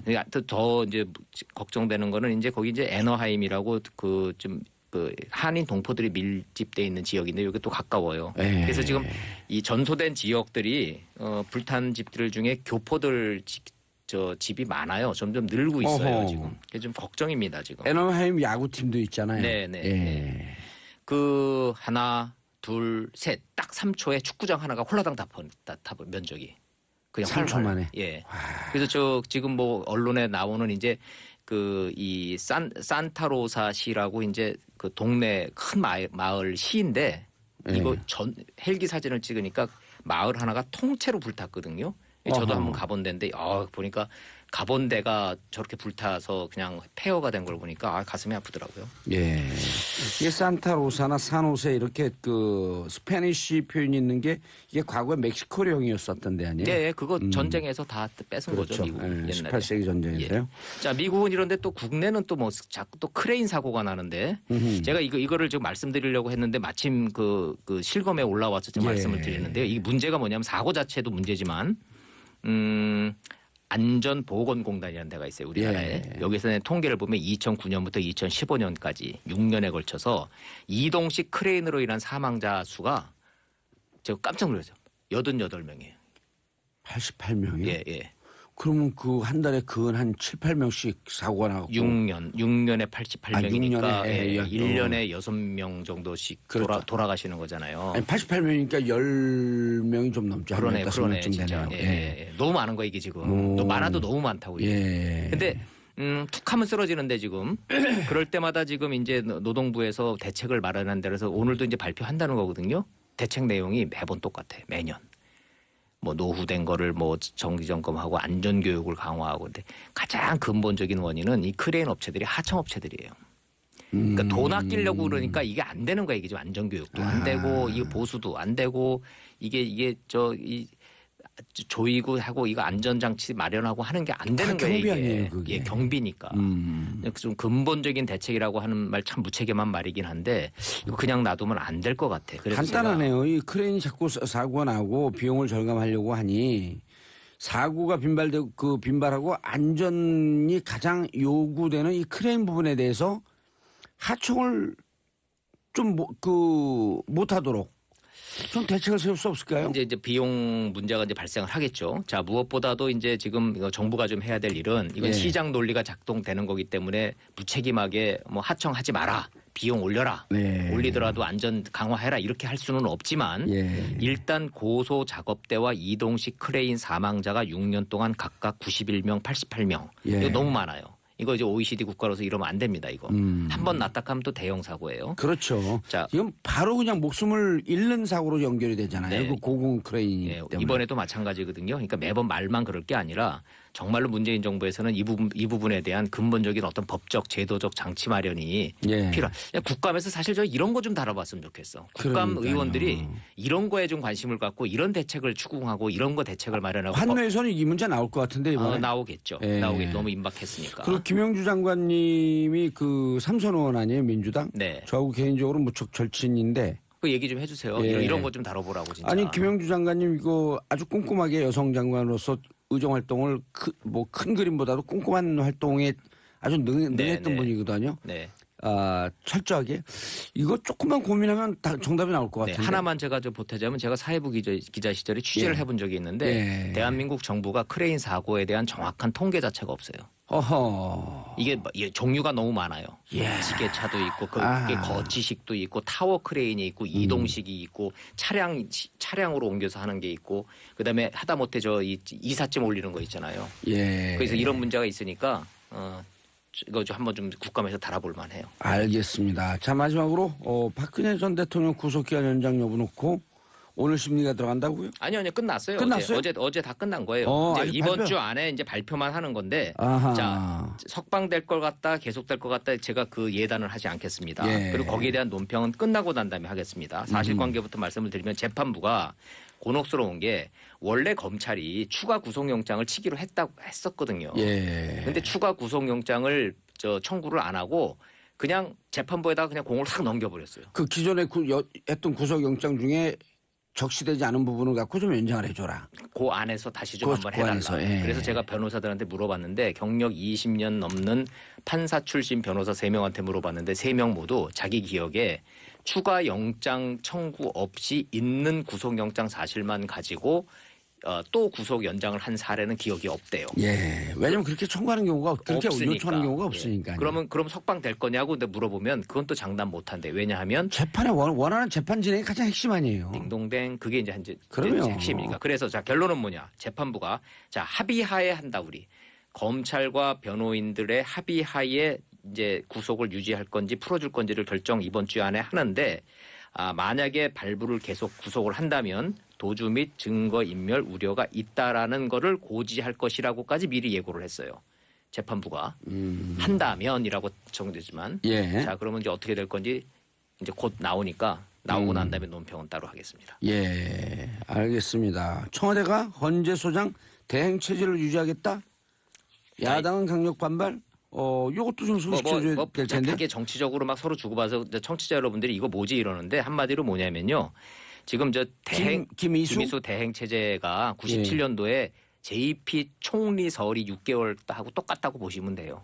그래 김희수 부결했잖아요. 헌재 소장이 국회 넘어서 국회에서 부결시킨 거예요, 사실상. 부결됐기 때문에. 예. 그러면 이제 법대로 하면은 원래는 다른 재판관을 뽑아서 다시 들이밀어야 되는데 예. 청와대가 그게 싫은 거예요. 왜냐하면 나머지 6분들이 박근혜 대통령하고 양승태 전 대법원장이 지명하죠. 그분들하고 친한 분들이에요. 어허. 그러니까 싫은 거야. 지금. 그분 때 그 예. 두 대통령 때 임명되었던 헌재 소장, 다른 사람은 싫은 거야. 지금. 재판관들. 그래서 김희수 대행으로 가느냐 아니면은 강일원 재판관으로 새로 추천하는데 강일원 재판관은 곧 임기가 내년 9월로 또 끝나. 그러니까 청와대 그것도 싫은 거예요. 김희수도 1년 남았잖아요. 예. 김희수 재판관도. 그래서 지금 어찌 됐든 대행으로 가겠다고 결정이 됐기 때문에 예. 내년 9월까지 이제 끌고 가는 거는 이제 불가피해졌는데 예. 자 이게 국회에서 부결시킨 이 사람을 또 대행으로 가겠다라는 거는 국회하고의 협치를 깨는 거 아니라는 야당의 반발을 무릅쓰고 지금 가는 거기 때문에 그 정치적 이해득실은 그건 좀 따져봐야 돼요.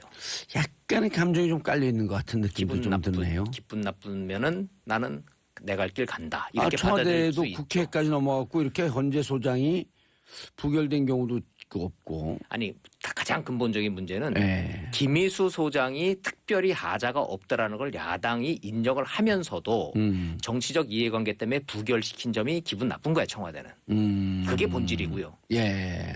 야당은 부결시켰으면 좀 못 이기는 척하고 내리고 다른 사람 올리면은 못 이기는 척 해줄 텐데. 야당이 지금 많은데 주로 어디가 이렇게 강력하게 반발하나요? 다요. 전부 다 그래요. 전부 다 국민의당은 또 김희수 한 다음에 후폭풍이 심하니까 그렇죠. 아주 훌륭한 분이었다라고 하면서 뒷수습까지 했단 그래요. 말이에요. 예. 더군다나 전북분이기 때문에 예. 전북도 이 호남 고창이에요, 민심을 고창. 예, 이 호남 민심을 고려하지 않을 수는 없죠. 예. 그건 이제 그 전 얘기인 거고 지금 상황은 어찌 됐든 이렇게 약간이 아니라 많이 감정이 섞인 지금 이 조치가 이루어졌기 때문에 국회에서 그래서 부결시켰으면 그래도 그럼에도 그럼 그 이유를 대행 체제로 가고 뭐 다른 분으로 네. 가든지 아니면 그 다음 그 스텝을 준비해야 되는데 계속 대행 체제로 간다? 그러면은 뭐 막가자는 거냐 이렇게 나올 수 이제 이렇게 되는 거예요. 근데 그죠? 지금 국감을 앞두고 있단 말이에요. 예. 그래서 이제 국민 여러분들은 뭐 부결됐는데 대행으로 가나 보지 이게 뭐 큰 의미 있나 이렇게 생각하실 수 있지만 사실은 정치적으로는 이게 폭발력이 굉장히 강한 문제예요. 그래요? 여야 간에 지금 이게 감정이 개입된 문제이기 때문에 아하. 단순히 이 정치적 공학 문제가 아니라 감정이 이렇게 끼면은 이게 잘 안 풀릴 수가 많아요 이게. 감정은 풀어줘야 되는데요. 네, 그래서 요 문제는 조금 더 앞으로 알겠습니다. 계속 얘기가 될 서범숙님, 겁니다. 왕지아님 목소리 볼 수 있어요. 김진만님, 봉도사님 오늘 정탐적 같아요. 멋져용. 자, 원일 기자님 인사하시고요. 감사합니다. 또 뵙겠습니다. 예, 저는 광고 듣고 2부 3변 시대로 돌아오겠습니다.